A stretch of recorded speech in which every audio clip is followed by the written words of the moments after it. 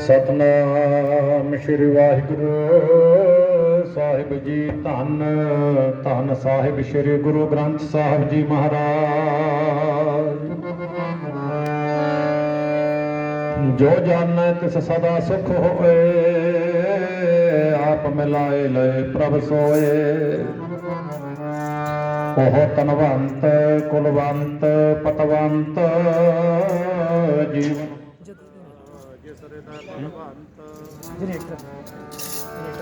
धन धन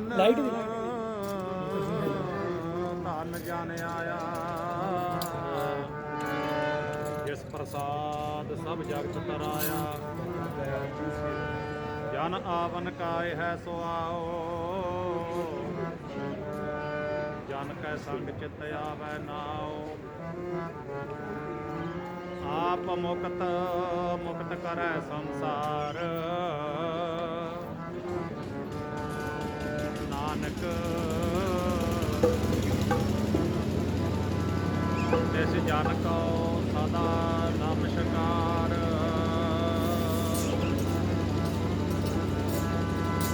जो उपजो सो बिनस है,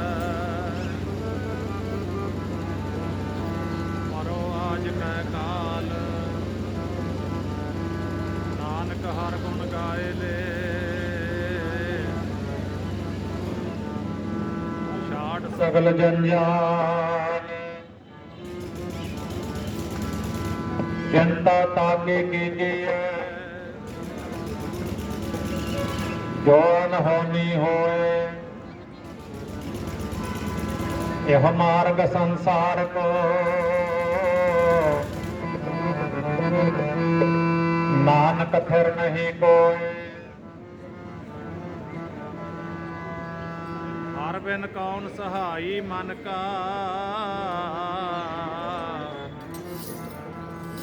मात पिता भाई सुत बंधप। हित लागो सब फन का, आगे को किश तुलहा बंद हो। क्या परवासा धन का, कहा बिसासा इस भांडे का। कितना कलाकै ठनका, सगल धर्म पुण्य फल पावो। धूर बाँचो सब जन का, कहे कबीर सुनो रे संतो। यहो मन उडन पंखेरु बन का, गोयल आया गोयली। क्या तिस डंफ पसार, मोहलत पुन्नी चलना। तू संमल घर बार, हर गुण गाओ सतगुर के बख्तियार। क्या थोड़ी बात गुमान रहाओ, जैसे रहन परहुणे। उठ चल सह प्रभात, क्या तू रत्ता गृहस्थ स्यों। सब फुल्ला की बागात, मेरी मेरी क्या कर है। जिन दिया सो प्रभ लोड़, सर पर उठी चलना। छड़ जासी लाख करोड़, लाख 84 भ्रम त्या। दुलभ जन्म पायो नानक नाम संभाल तू। सो दिन नेड़ा आयो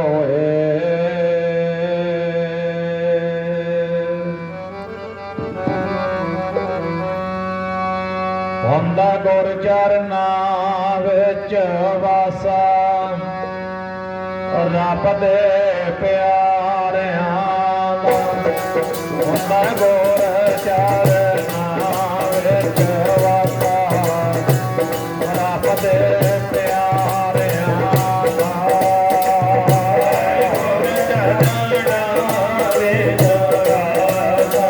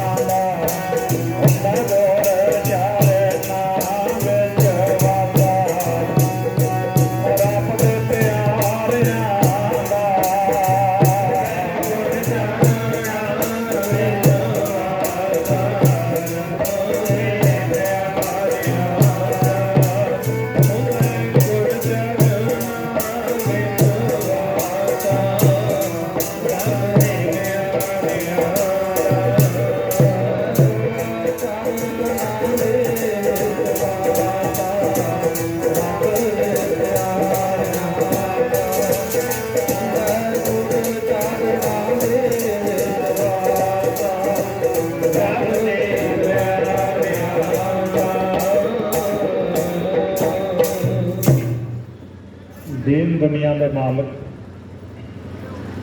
ਪ੍ਰਾਣਾਂ ਦੇ ਆਸਰੇ, ਲੋਕ ਅਤੇ ਪ੍ਰਲੋਕ ਦੇ ਸਹਾਇਕ, ਭਗਤ ਬਾਸ਼ਲ ਪਤਿਤ ਪਾਵਨ ਕਰਨਾ ਨਿਧਾਨ, ਜਬਰ ਛਤਰ ਤਖਤਾਂ ਦੇ ਮਾਲਕ, ਦਸਾਂ ਗੁਰੂ ਸਾਹਿਬਾਨਾਂ ਦੀ ਜਾਗਤ ਜੋਤ, ਸ਼ਬਦ ਗੁਰੂ ਜੁਗੋ ਜੁਗ ਅਟਲ, ਧੰਨ ਧੰਨ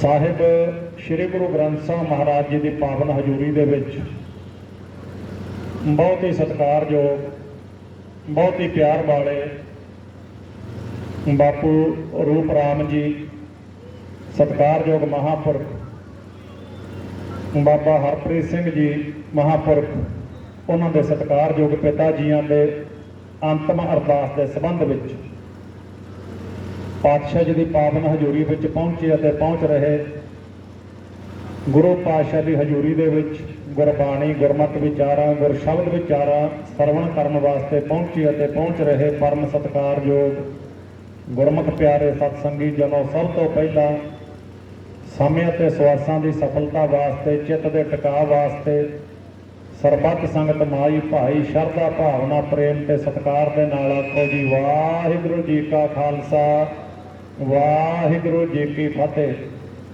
ਜਿੱਥੋਂ ਤੱਕ ਮਨੁੱਖਾ ਸਰੀਰ ਦੀ ਗੱਲ ਹੈ, ਸੰਸਾਰ ਦੇ ਉੱਤੇ ਆਪਾਂ ਆਏ ਹਾਂ। ਆਪਣੇ ਤੋਂ ਪਹਿਲਾਂ ਬਹੁਤ ਦੁਨੀਆ ਆ ਕੇ ਮੁੜ ਗਈ।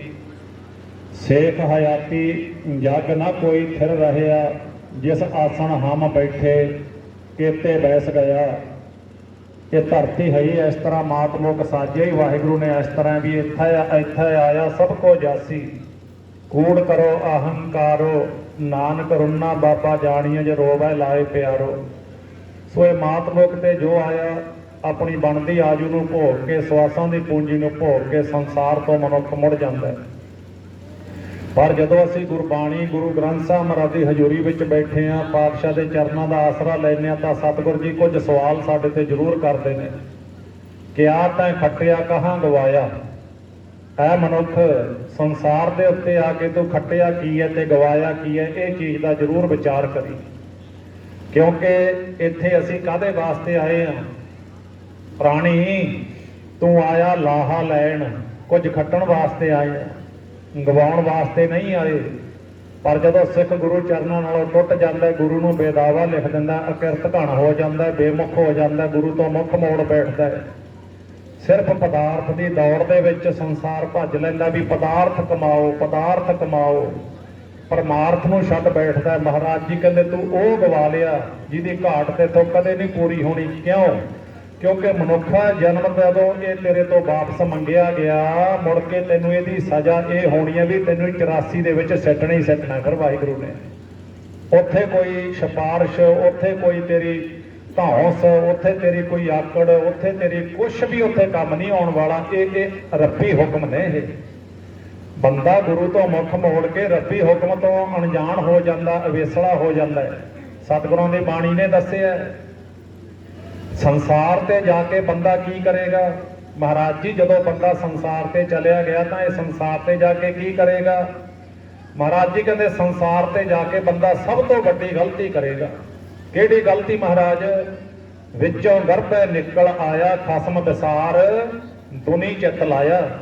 ਇਹਦਾ ਜਨਮ ਹੋ ਜਾਣਾ ਸੰਸਾਰ ਤੇ ਇਹਦਾ ਦੁਨੀਆ ਦੇ ਨਾਲ ਮੋਹ ਪਈ ਜਾਣਾ। ਲਿਵ ਛੁਲਕੀ ਲੱਗੀ ਤ੍ਰਿਸ਼ਨਾ ਮਾਇਆ ਅਮਰ ਵਰਤਾਇਆ।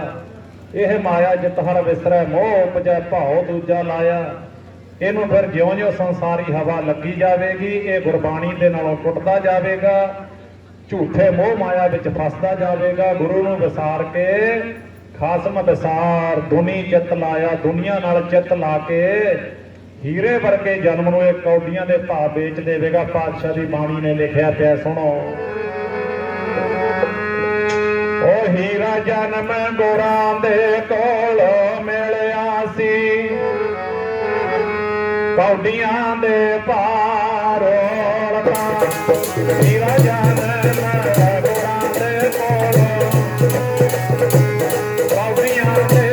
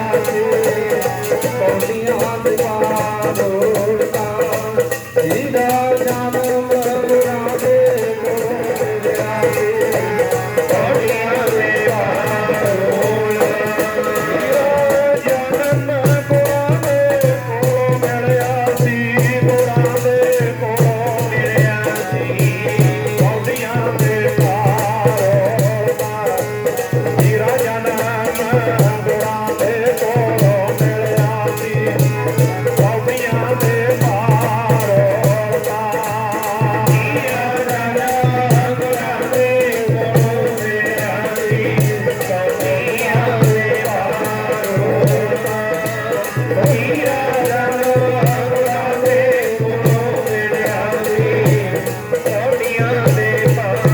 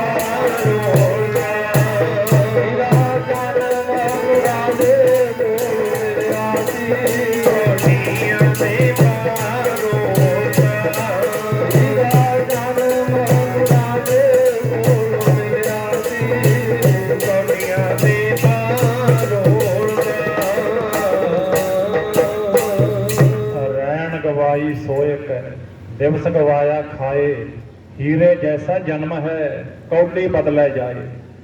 ਹੁਣ ਜਿਹੜਾ ਮਨੁੱਖਾ ਸਰੀਰ ਰੂਪੀ ਰੈਣ ਆਪਾਂ ਨੂੰ ਮਿਲੀ ਸੀ ਨਾ, ਤੇ ਇਹ ਉਮਰ ਮਿਲੀ ਸੀ ਜਿਹੜੀ ਨਾ ਰੈਣ ਗਵਾਈ ਸੋ ਇੱਕ ਰਾਤ ਸੌਂ ਕੇ ਗਵਾ ਦਿੱਤੀ। ਮਨੁੱਖਾ ਸਰੀਰ ਨੂੰ ਹੀ ਰਾਤ ਬਣਾ ਲਿਆ ਇਹਨੇ, ਕਿਉਂਕਿ ਅਗਿਆਨ ਵਿੱਚ ਰਿਹਾ। ਰਾਤ ਦਾ ਹੁੰਦਾ ਹਨੇਰਾ, ਤੇ ਇੱਧਰ ਅਗਿਆਨ ਦੀ ਰਾਤ ਪੈ ਗਈ। ਅਗਿਆਨ ਦੇ ਵਿੱਚ ਸਾਰੀ ਰੈਣ ਉਮਰ ਇਹਨੇ ਗਵਾ ਦਿੱਤੀ, ਸੌਂ ਕੇ ਗਵਾਤੀ, ਕਿਉਂਕਿ ਸੁੱਤਾ ਪਿਆ। ਅੰਧਕਾਰ ਸੁਖ ਕਭੈ ਨਾ ਹੋਈ ਹੈ, ਰਾਜਾ ਰੰਕ ਦੋ ਮਿਲ ਰੋਈ ਹੈ। ਅੰਧਕਾਰ ਦੇ ਵਿੱਚ ਸੁੱਖ ਨਹੀਂ ਹੈ। ਗੁਰੂ ਨਾਲੋਂ ਟੁੱਟ ਕੇ ਅਸੀਂ ਹਨੇਰੇ ਦੇ ਵਿੱਚ ਆ। ਹਨੇਰੇ 'ਚ ਕੀ ਹੁੰਦਾ? ਠੋਕਰ। ਤੇ ਠੋਕਰ ਕੀ ਕਰਦੀ ਹੈ? ਦੁੱਖ ਦਿੰਦੀ ਹੈ। ਟੱਕਰਾਂ ਵੱਜਦੀਆਂ ਨੇ ਹਨੇਰੇ ਦੇ ਵਿੱਚ, ਗੱਡੀਆਂ ਐਕਸੀਡੈਂਟ ਹੁੰਦੀਆਂ ਨੇ। ਐਵੇਂ ਗੁਰੂ ਨਾਲੋਂ ਟੁੱਟ ਕੇ, ਗੁਰੂ ਦੀ ਬਾਣੀ ਨਾਲੋਂ ਦੂਰ ਹੋ ਕੇ ਅੱਜ ਅਸੀਂ, ਲੱਗਦਾ ਵੀ ਅੱਖਾਂ ਨੂੰ ਦਿਸ ਰਿਹਾ ਹੈ, ਪਰ ਠੀਕ ਕੁਛ ਨਹੀਂ ਹੈ ਇੱਥੇ, ਕਿਉਂਕਿ ਅੱਖਾਂ ਨੂੰ ਵੇਖਣਾ ਹੀ ਨਹੀਂ ਆਇਆ ਸਾਡੀਆਂ। ਜੋ ਅੱਖਾਂ ਨਾਲ ਵੇਖਣਾ ਸੀ, ਕਿੱਡੇ ਕਿੱਡੇ ਬਚਨ ਨੇ ਗੁਰੂ ਅਮਰਦਾਸ ਮਹਾਰਾਜ ਦੇ, ਨੇਤਰੋ ਮੇਰਿਓ। ਪੜੋ ਕਦੇ ਬਾਣੀ, ਗੁਰੂ ਘਰ ਜਾਂਦੇ ਆ, ਮੁੜੇ ਆਉਨੇ ਆ, ਗੁਰੂ ਅਮਰਦਾਸ ਮਹਾਰਾਜ ਦੀ ਆਵਾਜ਼ ਸੁਣੀ ਆ ਕਦੇ? ਆਵੋ ਸਿੱਖ ਸਤਿਗੁਰੂ ਕੇ ਪਿਆਰੇ ਹੋ, ਗਾਵੋ ਸੱਚੀ ਬਾਣੀ। ਤੇ ਮਹਾਰਾਜ ਜੀ ਕਹਿੰਦੇ ਆਓ ਸੱਚੀ ਬਾਣੀ ਨੂੰ ਗਾਓ। 100 ਦੇ ਵਿੱਚੋਂ 97 ਘਰ ਉਹ ਨੇ ਜਿਨ੍ਹਾਂ ਦੇ ਘਰੋਂ ਨਿਤਨੇਮ ਖਤਮ ਹੈ। 3 ਘਰਾਂ ਦੇ ਵਿੱਚ ਨਿਤਨੇਮ ਹੈ 100 ਦੇ ਵਿੱਚੋਂ। ਗੁਰੂ ਘਰ ਗਏ, ਗੁਰੂ ਦੀ ਆਵਾਜ਼ ਨਹੀਂ ਸੁਣੀ, ਗੁਰੂ ਦਾ ਬਚਨ ਨਹੀਂ ਸੁਣਿਆ, ਗੁਰੂ ਦਾ ਹੁਕਮ ਨਹੀਂ ਸੁਣਿਆ।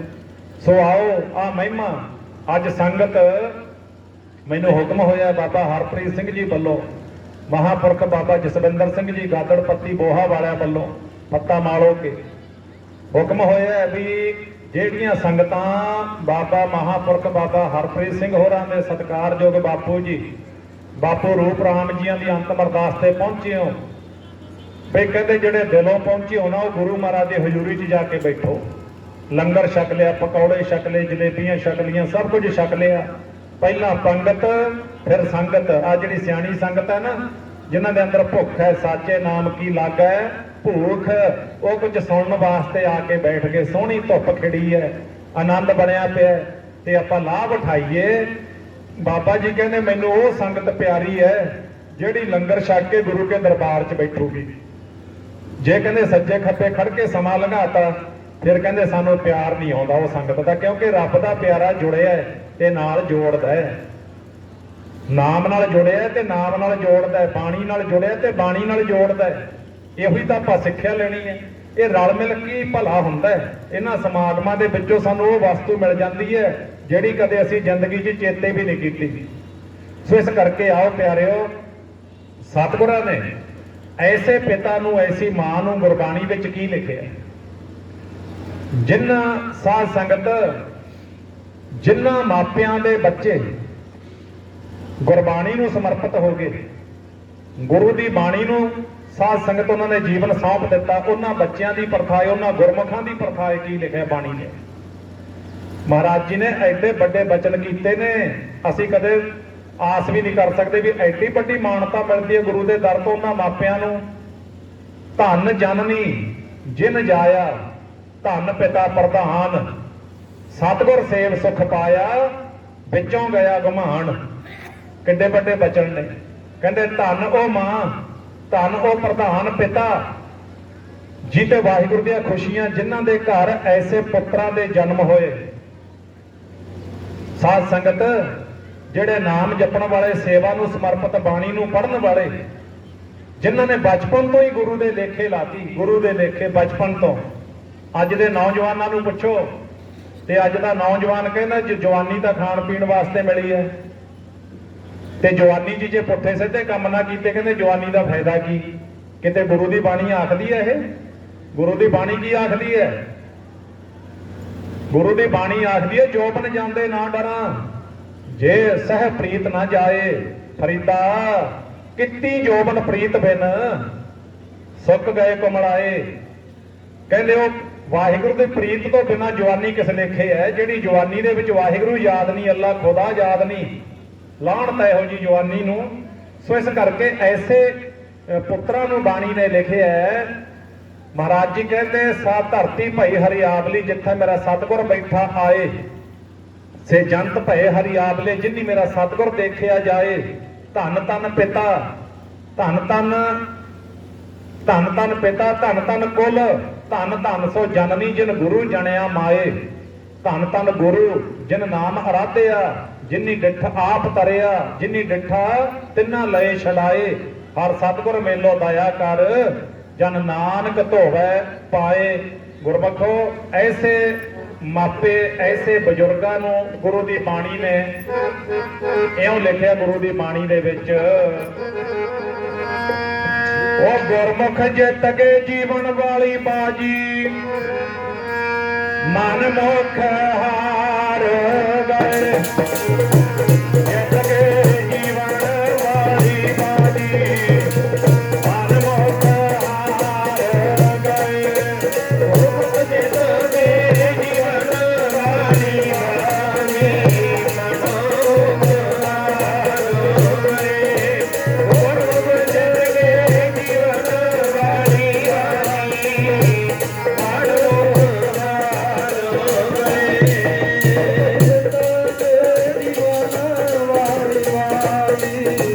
ਮਨ ਮੁਖ ਹਾਰ ਗਏ।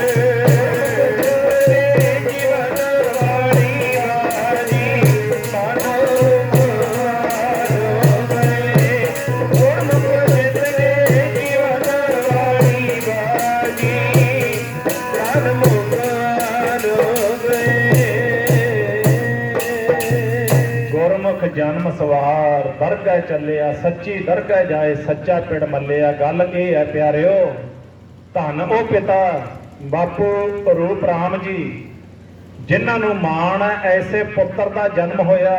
ਮਹਾਂਪੁਰਖ ਬਾਬਾ ਹਰਪ੍ਰੀਤ ਸਿੰਘ ਵਰਗੇ ਪੁੱਤਰ ਦਾ ਜਨਮ ਹੋਇਆ ਜਿਨ੍ਹਾਂ ਦੇ ਘਰ। ਕਿਉਂਕਿ ਹਰ ਕੋਈ ਕਹਿੰਦਾ ਮੈਂ ਆਪਣੀ ਜੀਵਨ ਦਾ ਆਨੰਦ ਲਵਾਂ, ਪੁੱਠੇ ਸਿੱਧੇ ਕੰਮ ਕਰਦਾ, ਪਰ ਬਾਬਾ ਹਰਪ੍ਰੀਤ ਸਿੰਘ ਜੀਆਂ ਨੇ ਜਨਮ ਤੋਂ ਲੈ ਕੇ ਆਪਣਾ ਜੀਵਨ ਗੁਰੂ ਨੂੰ ਸੌਂਪਿਆ। ਜਨਮ ਤੋਂ ਲੈ ਕੇ ਸਿੱਖੀ ਨੂੰ ਸਮਰਪਿਤ, ਇਲਾਕੇ ਨੂੰ ਕਿੱਡੀ ਦੇਣ ਹੈ, ਕਿੱਡਾ ਭੋਲਾ ਸੁਭਾਅ, ਗੁਰਮੁਖਾਂ ਵਾਲਾ ਸੁਭਾਅ। ਤੇ ਪਿਆਰਿਓ, ਸ਼ੁਰੂ ਦੇ ਵਿੱਚ ਪਹਿਲਾਂ ਤਾਲ ਵਾਲੇ ਪਿੰਡ ਇਲਾਕੇ ਨੂੰ ਗੁਰੂ ਦੀ ਬਾਣੀ ਨਾਲ ਜੋੜਿਆ, ਸੇਵਾ ਦੇ ਨਾਲ ਜੋੜਿਆ। ਫਿਰ ਨਹਿਰ ਵਾਲੇ ਬਾਬਾ ਜੀ ਕਰਕੇ ਨਾਮ ਇਹਨਾਂ ਦਾ ਪ੍ਰਸਿੱਧ ਹੋਇਆ, ਉੱਥੇ ਇਲਾਕੇ ਨੂੰ ਮਾਣ ਬਖਸ਼ਿਆ। ਤੇ ਅੱਜ ਗੁਰਮੁਖੋ, ਜਿਹੜਾ ਸ਼ਹੀਦੀ ਦਰਬਾਰ ਮਹਾਂਪੁਰਖਾਂ ਦਾ ਸਥਾਨ ਹੈ, ਜੋ ਰੋਜਾ ਵਾਲੀ ਪਿੰਡ ਦੇ ਨਾਲ ਸਾਰਾ ਇਲਾਕਾ ਜਾਣਦਾ, ਉੱਥੇ ਨਾਮ ਦਾ ਪ੍ਰਭਾਵ, ਬਾਣੀ ਦਾ ਪ੍ਰਭਾਵ ਮਹਾਂਪੁਰਖਾਂ ਨੇ ਚਲਾਇਆ। ਸੋ ਐਸੇ ਪਿਤਾ ਦਾ ਪੁੱਤ ਤੇ ਐਸੇ ਪੁੱਤ ਦਾ ਪਿਤਾ ਇੱਕ ਮਾਣ ਵਾਲੀ ਗੱਲ ਹੈ ਵੀ ਅਕਾਲ ਪੁਰਖ ਵਾਹਿਗੁਰੂ ਪਰਮੇਸ਼ਰ ਦੀਆਂ ਅਪਾਰ ਬਖਸ਼ਿਸ਼ਾਂ ਨੇ ਇਸ ਪਰਿਵਾਰ ਦੇ ਉੱਪਰ ਜੋ ਗੁਰੂ ਨੂੰ ਜੀਵਨ ਸੌਂਪ ਕੇ ਸਮਰਪਿਤ ਕਰਕੇ ਸਾਧ ਸੰਗਤ ਇਹ ਸੰਸਾਰ ਤੋਂ ਬਾਬਾ ਜੀਆਂ ਦੇ ਸਤਿਕਾਰਯੋਗ ਪਿਤਾ ਜੀ ਆਪਣੇ ਦੇਸ਼ ਨੂੰ ਵਾਪਸ ਮੁੜੇ ਨੇ। ਸੋ ਅੱਜ ਉਹਨਾਂ ਦੀ ਅੰਤਮ ਅਰਦਾਸ ਦੇ ਸੰਬੰਧ ਵਿੱਚ ਕਿੱਥੋਂ ਤੱਕ ਮਹਾਂਪੁਰਖ ਕਿੱਥੋਂ ਤੱਕ ਇਲਾਕੇ ਦੀਆਂ ਸੰਗਤਾਂ ਪਹੁੰਚ ਰਹੀਆਂ ਨੇ ਤੇ ਪਹੁੰਚਣਗੀਆਂ ਤੇ ਉਹਦਾ ਆਪਾਂ ਹਿਸਾਬ ਵੀ ਨਹੀਂ ਲਾ ਸਕਦੇ। ਸਾਡੇ ਬਰੇਟਾ ਸ਼ਹਿਰ ਦਾ ਬਹੁਤ ਵੱਡਾ ਮਾਣ ਜੋ ਕਿ ਆਸਰਾ ਫਾਊਂਡੇਸ਼ਨ ਸਾਧ ਸੰਗਤ ਸੰਸਥਾ ਹੈ, ਇਲਾਕੇ ਦੇ ਵਿੱਚ ਪੂਰੇ ਵਰਲਡ ਦੇ ਵਿੱਚ ਇਹ ਸੇਵਾ ਨੂੰ ਸਮਰਪਿਤ ਖੂਨਦਾਨ ਕੈਂਪ, ਇਹ ਸੰਸਥਾ ਦੀ ਜਿਹੜੀ ਸੇਵਾ ਹੈ ਬੜੀ ਮਹਾਨ ਹੈ। ਦਿਨ ਰਾਤ ਇੱਕ ਕੀਤੀ ਹੋਈ ਹੈ ਤੇ ਆ ਪਿਛਲੇ ਦਿਨਾਂ ਦੇ ਵਿੱਚ ਜਿਹੜੇ ਭੱਠਿਆਂ ਦੇ ਉੱਪਰ ਗਰੀਬ ਪਰਿਵਾਰਾਂ ਦੇ ਬੱਚੇ ਜਿਨ੍ਹਾਂ ਨੂੰ ਕੱਪੜਾ ਵੀ ਨਹੀਂ ਸਰਦਾ ਤੇ ਇਹ ਸੰਸਥਾ ਨੇ ਫਿਰ ਉਹ ਗਰਮ ਕੰਬਲ ਕੋਟੀਆਂ ਉਹ ਜਿਹੜੇ ਭੱਠਿਆਂ ਦੇ ਉੱਪਰ ਮਜ਼ਦੂਰੀਆਂ ਕਰਦੇ ਨੇ ਤੇ ਉਹਨਾਂ ਨੂੰ ਇਹ ਸੇਵਾ ਦੇ ਵਿੱਚ ਸਾਧ ਸੰਗਤ ਫਰੀ ਦੇ ਵਿੱਚ ਉਹ ਗਰਮ ਕੱਪੜੇ ਕੰਬਲ ਵੰਡਣੇ, ਖੂਨਦਾਨ ਕੈਂਪ ਲਾਉਣੇ, ਅੱਖਾਂ ਦੇ ਫਰੀ ਕੈਂਪ ਲਾਉਣੇ। ਇੱਕ ਨੰਬਰ ਦਾ ਇਲਾਜ ਹੈ ਸੰਸਥਾ ਦੇ ਕੋਲ, ਕਿਸੇ ਤਰ੍ਹਾਂ ਦੀ ਕੋਈ ਇਹ ਨਹੀਂ ਹੈ ਵੀ ਕਿਸੇ ਨਾਲ ਧੋਖਾ ਛਲ ਕਪਟ। ਇੱਕ ਨੰਬਰ ਦਾ ਇਲਾਜ ਹੈ। ਜਿਨ੍ਹਾਂ ਪੇਸ਼ੈਂਟਾਂ ਨੇ ਅੱਖਾਂ ਦੇ ਇਲਾਜ ਕਰਵਾਏ ਨੇ, ਜਿਨ੍ਹਾਂ ਨੇ ਕੋਈ ਹੋਰ ਰੋਗਾਂ ਦੇ ਇਲਾਜ ਕਰਵਾਏ ਨੇ ਤੇ ਉਹਨਾਂ ਨੂੰ ਪੁੱਛ ਕੇ ਵੇਖਿਓ ਇੰਨਾ ਸੋਹਣਾ ਇਲਾਜ ਹੈ। ਚੋਟੀ ਦੇ ਟੌਪ ਦੇ ਡਾਕਟਰ ਇਹ ਟੀਮ ਦੇ ਪਾਸ ਨੇ। ਸੋ ਇਹ ਟੀਮ ਵੀ ਵਧਾਈ ਦੀ ਪਾਤਰ ਹੈ ਜੀ। ਅੱਜ ਖੂਨਦਾਨ ਕੈਂਪ ਵੀ ਲੱਗੇ ਆ ਤੇ ਉੱਥੇ ਵੀ ਤੁਸੀਂ ਲਾਹੇ ਲਓ। ਸੋ ਦਾਸ ਦਾ ਸਮਾਂ ਇੰਨਾ ਹੀ ਸੀ, ਸਮੇਂ ਦੇ ਦਾਇਰੇ ਵਿੱਚ ਰਹਿਣਾ ਹੀ ਸਾਡਾ ਫਰਜ਼ ਹੈ। ਸੋ ਆਓ ਹੁਣ ਅਗਲਾ ਸਮਾਂ ਸਟੇਜ ਸਕੱਤਰ ਪਾਸੋਂ ਆਪਾਂ ਸਰਵਣ ਕਰਾਂਗੇ। ਸੋ ਦਾਸ ਇਹੋ ਹੀ ਅਰਦਾਸ ਕਰਦਾ ਸਤਿਗੁਰੂ ਸੱਚੇ ਪਾਤਸ਼ਾਹ ਜੀ ਬਾਪੂ ਰੂਪ ਰਾਮ ਜੀਆਂ ਦੀ ਰੂਹ ਆਤਮਾ ਨੂੰ ਚਰਨਾਂ ਦੇ ਵਿੱਚ ਨਿਵਾਸ ਬਖਸ਼ਿਸ਼ ਕਰਨਾ। ਪਿੱਛੇ ਮਹਾਂਪੁਰਖ ਬਾਬਾ ਹਰਪ੍ਰੀਤ ਸਿੰਘ ਹੋਰਾਂ ਦੇ ਸਮੁੱਚੇ ਪਰਿਵਾਰ ਨੂੰ, ਸੰਬੰਧੀਆਂ ਨੂੰ, ਸੰਗਤਾਂ ਨੂੰ ਭਾਣਾ ਮੰਨਣ ਦਾ ਬਲ ਬਖਸ਼ਿਸ਼ ਕਰਨਾ। ਅੱਗੇ ਤੋਂ ਪਰਿਵਾਰਾਂ ਨੂੰ ਸੁਖ ਸ਼ਾਂਤੀ ਵਰਤਾਉਣੀ। ਬੇਅੰਤ ਭੁੱਲਾਂ ਦੀ ਖਿਮਾ ਜੀ। ਵਾਹਿਗੁਰੂ ਜੀ ਕਾ ਖਾਲਸਾ, ਵਾਹਿਗੁਰੂ ਜੀ ਕੀ ਫਤਿਹ। ਵਾਹਿਗੁਰੂ ਜੀ ਕਾ ਖਾਲਸਾ, ਵਾਹਿਗੁਰੂ ਜੀ ਕੀ ਫਤਿਹ। ਪਰਮ ਸਤਿਕਾਰਯੋਗ, ਅਤੀ ਸਤਿਕਾਰਯੋਗ ਮਹਾਂਪੁਰਖ ਬਾਬਾ ਬਲਵਿੰਦਰ ਸਿੰਘ ਜੀ ਖਡਾਲ ਵਾਲੇ, ਜਿਨ੍ਹਾਂ ਨੇ ਆਪ ਸੰਗਤਾਂ ਨੂੰ ਬਚਨ ਸੁਣਾ ਕੇ ਨਿਹਾਲ ਕੀਤਾ ਹੈ। ਇਹਨਾਂ ਤੋਂ ਬਾਅਦ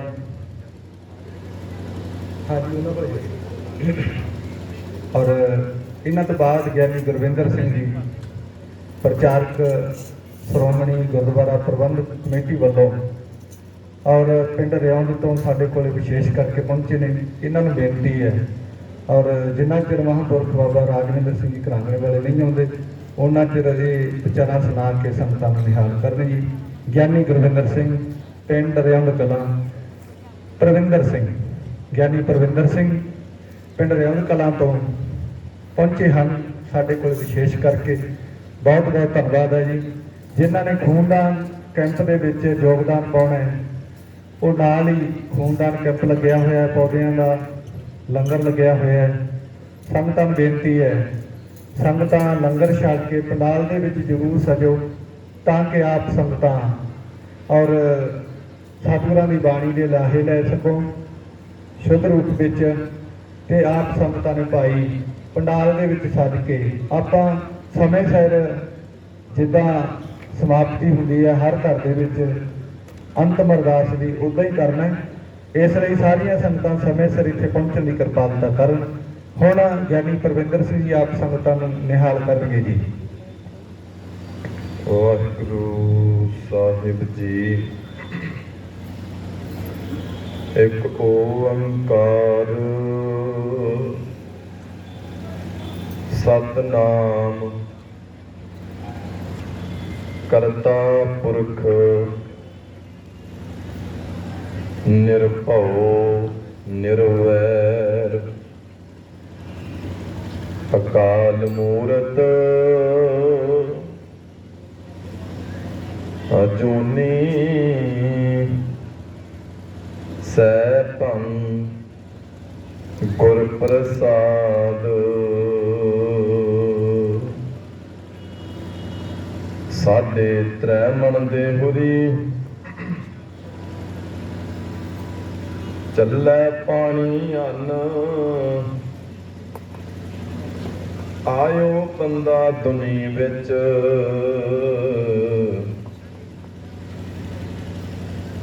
ਵਤ ਅਸੂਣੀ ਬੰਨ ਮਲਕਲ ਮੌਤ ਜਾਂ ਆਵਸੇ ਸਭ ਦਰਵਾਜੇ ਭੰਨ ਤਿੰਨਾਂ ਪਿਆਰਿਆਂ ਭਾਈਆਂ ਅੱਗੇ ਦਿੱਤਾ ਬੰਨ ਵੇਖੋ ਬੰਦਾ ਚੱਲਿਆ ਚੌਂ ਜਣਿਆਂ ਦਾ ਕੰਨ ਫਰੀਦਾ ਅਮਲ ਜੇ ਕੀਤੇ ਦੁਨੀ ਵਿੱਚ ਸੇ ਦਰਗਾਹ ਆਏ ਕੰਮ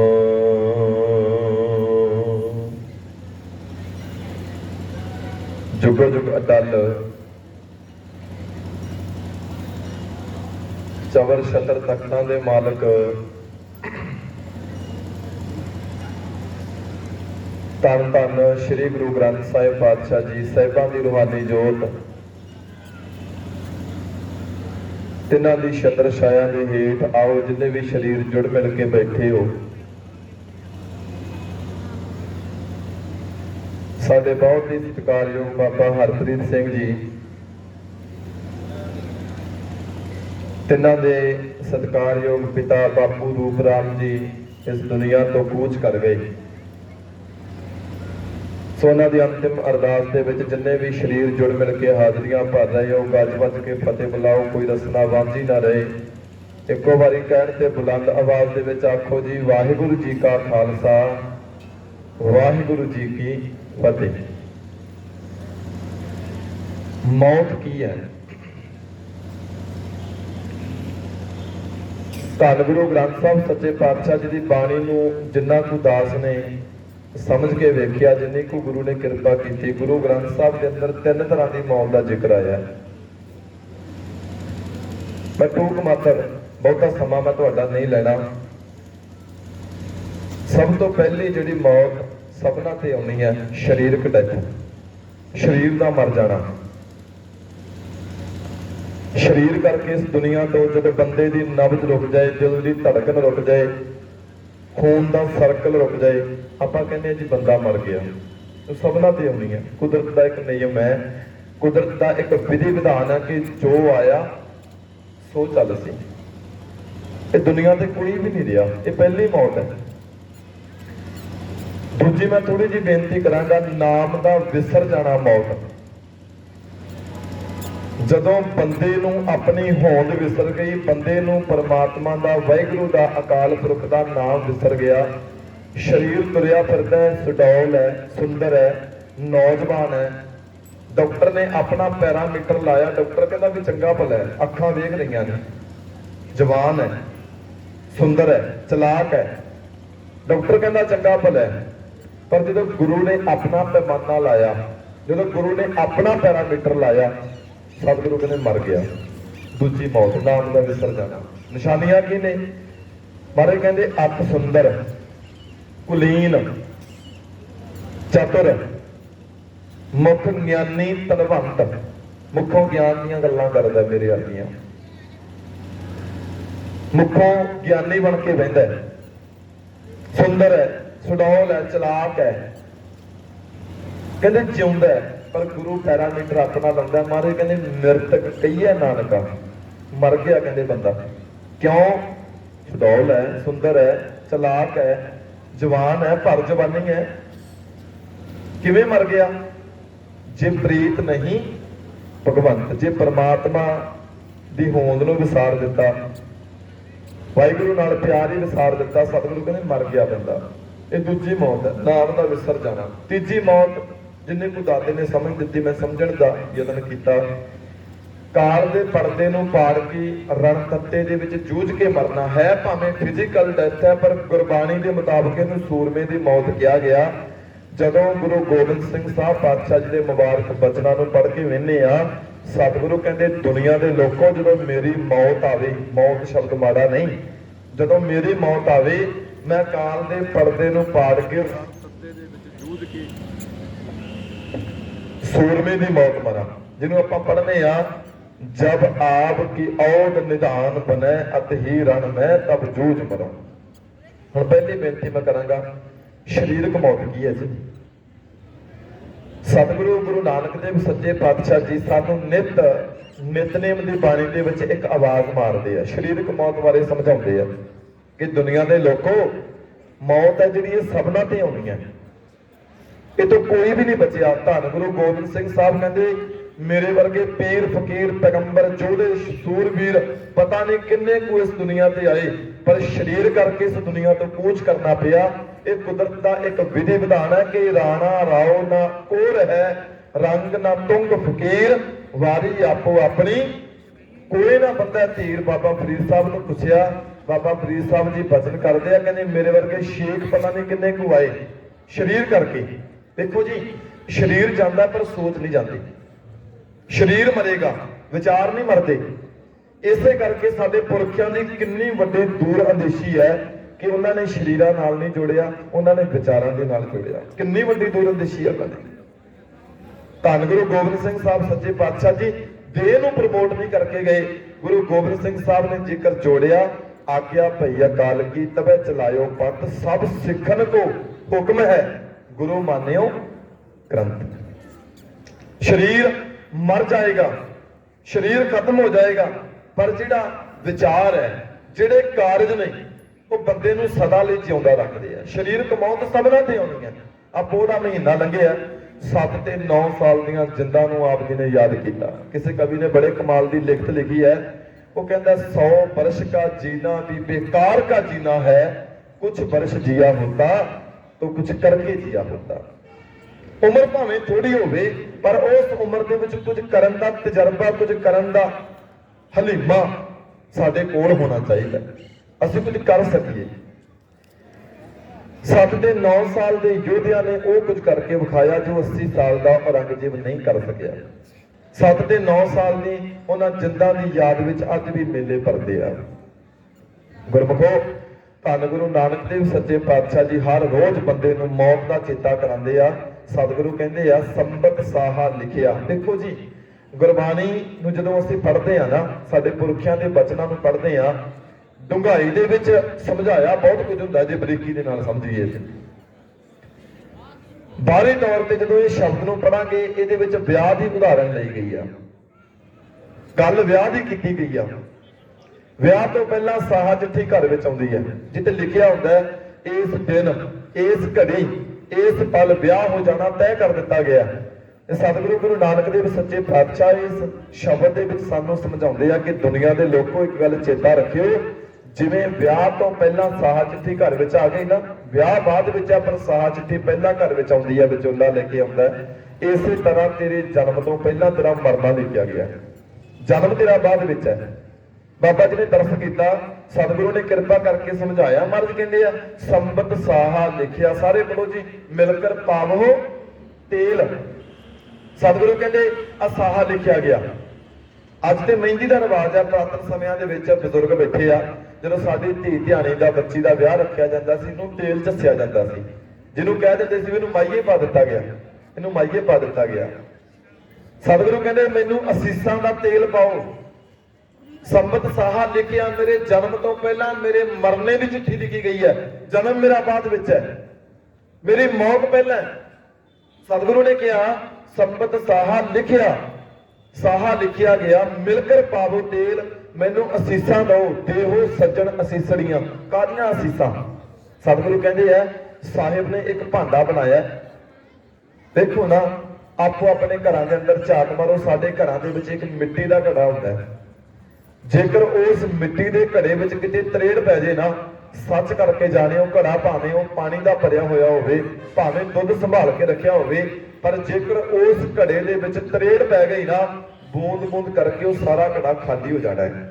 ये सतगुरु पातशाह जी कृपा करते हैं, कहते दुनिया के लोगों मैनूं असीसां दा तेल दिओ। मेरे साहिब ने आ एक शरीर रूपी भांडे की सिरजना की, जिहदे विच सवासां रूपी तरेड़ पा दी है, सवासां रूपी तरेड़ पै चुकी है, सवास एक एक करके बूंद वांगरा किरदे जा रहे आ। मैनू असीसां दा तेल पाओ, इन्हां सवासां दे मुकण तो पहला पहला मैं उसे साहिब दे विच मेल कर जावां ਜਿਹੜੇ ਸਾਹਿਬ ਨੇ ਆ ਭਾਂਡੇ ਦੀ ਸਿਰਜਣਾ ਕੀਤੀ ਹੈ। ਆਤਮਾ ਪਰਮਾਤਮਾ ਨਾਲੋਂ ਵਿਛੜ ਚੁੱਕੀ ਹੈ। ਬੂੰਦ ਸਾਗਰ ਦੇ ਨਾਲੋਂ ਵਿਛੜ ਜਾਏ, ਬੂੰਦ ਦਾ ਕੋਈ ਵਜੂਦ ਨਹੀਂ, ਪਰ ਜੇਕਰ ਉਹ ਸਮੁੰਦਰ ਦੇ ਵਿੱਚ ਦੁਬਾਰਾ ਮਿਲ ਜਾਏ ਨਾ ਤੇ ਸਮੁੰਦਰ ਦਾ ਰੂਪ ਧਾਰਨ ਕਰ ਲੈਂਦੀ ਹੈ, ਕੋਈ ਵੱਖਰਾ ਨਹੀਂ ਕਰ ਸਕਦਾ। ਤੇ ਗੁਰਮੁਖੋ ਬਾਬਾ ਜੀ ਬਚਨ ਕਰਦੇ ਆ, ਕਹਿੰਦੇ ਦੇਹੋ ਸੱਜਣ ਅਸੀਸਣੀਆਂ ਜਿਉ ਹੋਵੇ ਸਾਹਿਬ ਸਿਓ ਮੇਲ। ਅੱਗੇ ਮਾਰੇ ਕਿਰਪਾ ਕਰਕੇ ਕਹਿੰਦੇ ਘਰ ਘਰ ਇਹੋ ਪਹੁੰਚਾ। ਇਹ ਮੌਤ ਵਾਲੀ ਚਿੱਠੀ ਕੇਵਲ ਤੇ ਕੇਵਲ ਤੁਹਾਡੇ ਘਰ ਵਿੱਚ ਨਹੀਂ, ਗੁਰੂ ਨਾਨਕ ਸਾਹਿਬ ਕਹਿੰਦੇ ਮੇਰੇ ਘਰ ਵਿੱਚ ਵੀ ਆ ਚੁੱਕੀ ਹੈ। ਸਰੀਰ ਕਰਕੇ ਮੈਨੂੰ ਵੀ ਜਾਣਾ ਪਏਗਾ। ਘਰ ਘਰ ਇਹੋ ਪਹੁੰਚਾ। ਇੱਕ ਇੱਕ ਸਵਾਸ ਕਰਕੇ ਇਹ ਸਵਾਸ ਗਿਰਦੇ ਜਾ ਰਹੇ ਆ, ਖਤਮ ਹੁੰਦੇ ਜਾ ਰਹੇ ਆ। ਪਤਾ ਨਹੀਂ ਕਿਹੜਾ ਸਵਾਸ ਸਾਡਾ ਆਖਰੀ ਸਵਾਸ ਬਣ ਜਾਣਾ ਹੈ। ਬਾਬਾ ਜੀ ਨੇ ਕਿਰਪਾ ਕੀਤੀ, ਘਰ ਘਰ ਇਹੋ ਪਹੁੰਚਾ ਸਦੜੇ ਨਿਤ ਪਵਨ। ਇੱਕ ਇੱਕ ਦਿਨ ਕਰਕੇ ਉਸ ਦਿਨ ਦੇ ਨੇੜੇ ਲੱਗਦੇ ਪਏ ਆ, ਜਿਸ ਦਿਨ ਸਾਨੂੰ ਸੱਦ ਰਿਹਾ ਉਹ ਬੁਲਾ ਰਿਹਾ। ਘਰ ਘਰ ਇਹੋ ਪਹੁੰਚਾ ਸਦੜੇ ਨਿਤ ਪਵਨ। ਮਹਾਰਾਜ ਨੇ ਅੱਗੇ ਬੇਨਤੀ ਕੀਤੀ, ਕਹਿੰਦੇ ਸੱਦਣਹਾਰਾ ਸਿਮਰਿਆ। ਵੇਖੋ ਆਪ ਜੀ ਪੜ੍ਹੇ ਲਿਖੇ ਸੂਝਵਾਨ ਵੀਰ ਭੈਣ ਬੈਠੇ ਹੋ, ਸਕੂਲਾਂ ਦੇ ਵਿੱਚ ਨਾ ਬੱਚਿਆਂ ਨੂੰ ਪੋਇਮ ਪੜ੍ਹਾਈ ਜਾਂਦੀ ਹੈ। ਜਦੋਂ ਕਵਿਤਾ ਪੜ੍ਹ ਲੈਂਦੇ ਆ ਨਾ ਤੇ ਕਵਿਤਾ ਦਾ ਇੱਕ ਕੁਐਸਚਨ ਹੁੰਦਾ ਕਿ what is the central idea of the poem ਜਾਂ what is the theme of the poem. ਇਸ ਕਵਿਤਾ ਦਾ ਨਿਚੋੜ, ਇਸ ਕਵਿਤਾ ਦਾ ਸਾਰ ਕੀ ਹੈ। ਜਦੋਂ ਅਸੀਂ ਉਹ ਪੜ੍ਹਦੇ ਆ ਉਹ ਕਵਿਤਾ ਦਾ ਸਾਰ ਕੁਝ। ਹੁਣ ਦੇਖੋ ਤੁਸੀਂ ਪੜ੍ਹਦੇ ਹੋ ਨਾ, ਇੱਕ ਲਾਲਚੀ ਕੁੱਤਾ ਸੀ, ਉਹ ਤੁਰਿਆ ਜਾ ਰਿਹਾ, ਉਹਨੂੰ ਭੁੱਖ ਲੱਗੀ, ਰਸਤੇ ਵਿੱਚ ਉਹਨੂੰ ਬੋਟੀ ਮਿਲ ਗਈ, ਉਹਨੇ ਬੋਟੀ ਚੁੱਕੀ, ਉਹ ਨਹਿਰ ਦੇ ਕੰਢੇ ਤੇ ਪਹੁੰਚਿਆ ਜਾਂ ਸੂਏ ਦੇ ਪੁਲ ਤੇ ਪਹੁੰਚਿਆ। ਉਹਨੇ ਆਪਣਾ ਪਰਛਾਵਾਂ ਵੇਖਿਆ, ਪਰਛਾਵਾਂ ਵੇਖਣ ਸਾਰ ਉਹਨੂੰ ਲੱਗਿਆ ਵੀ ਵਿੱਚ ਨਹੀਂ ਕੋਈ ਕੁੱਤਾ।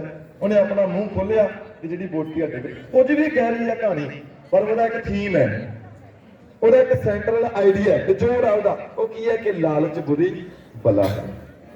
ਸਾਡੇ ਪੁਰਖਿਆਂ ਨੇ ਕਿੰਨੀ ਵੱਡੀ ਦੂਰ ਅੰਦੇਸ਼ੀ ਦੇ ਨਾਲ ਸਾਨੂੰ ਬਚਨ ਦਿੱਤੇ। ਜਿਹੜੀਆਂ ਰਹਾਉ ਵਾਲੀਆਂ ਪੰਕਤੀਆਂ ਨੇ ਉਹ ਸੈਂਟਰਲ, ਕਿਸੇ ਵੀ ਸ਼ਬਦ ਨੂੰ ਤੁਸੀਂ ਗੁਰਬਾਣੀ ਦੇ ਨੂੰ ਸਮਝਣਾ ਹੋਵੇ ਨਾ, ਰਹਾਉ ਵਾਲੀਆਂ ਪੰਕਤੀਆਂ ਚੁੱਕ ਲਿਆ ਕਰੋ, ਉਹਦੇ ਆਲੇ ਦੁਆਲੇ ਸਾਰਾ ਸ਼ਬਦ ਘੁੰਮਦਾ ਹੁੰਦਾ ਹੈ ਵੀ ਸ਼ਬਦ ਵਿੱਚ ਸਮਝਾਇਆ ਕੀ ਹੈ। ਜਿਹੜੀ ਰਾਗ ਮੁਕਤ ਬਾਣੀ ਹੈ, ਜਿੱਥੇ ਰਹਾਉ ਨਹੀਂ ਹੁੰਦਾ, ਉਹਦੀਆਂ ਅਖੀਰਲੀਆਂ ਦੋ ਪੰਕਤੀਆਂ। ਹੁਣ ਜਿਹੜਾ ਆਪਾਂ ਸ਼ਬਦ ਪੜ੍ਹਿਆ, ਹੁਣ ਇਹਦੇ ਵਿੱਚੋਂ ਨਿਚੋੜ ਕੱਢਿਆ ਮਹਾਰਾਜ ਨੇ। ਪਹਿਲਾਂ ਦੱਸਿਆ ਕਿ ਮੌਤ ਆਏਗੀ, ਮੌਤ ਯਕੀਨਨ ਹੈ, ਮੌਤ ਨੂੰ ਕੋਈ ਟਾਲ ਨਹੀਂ ਸਕਦਾ।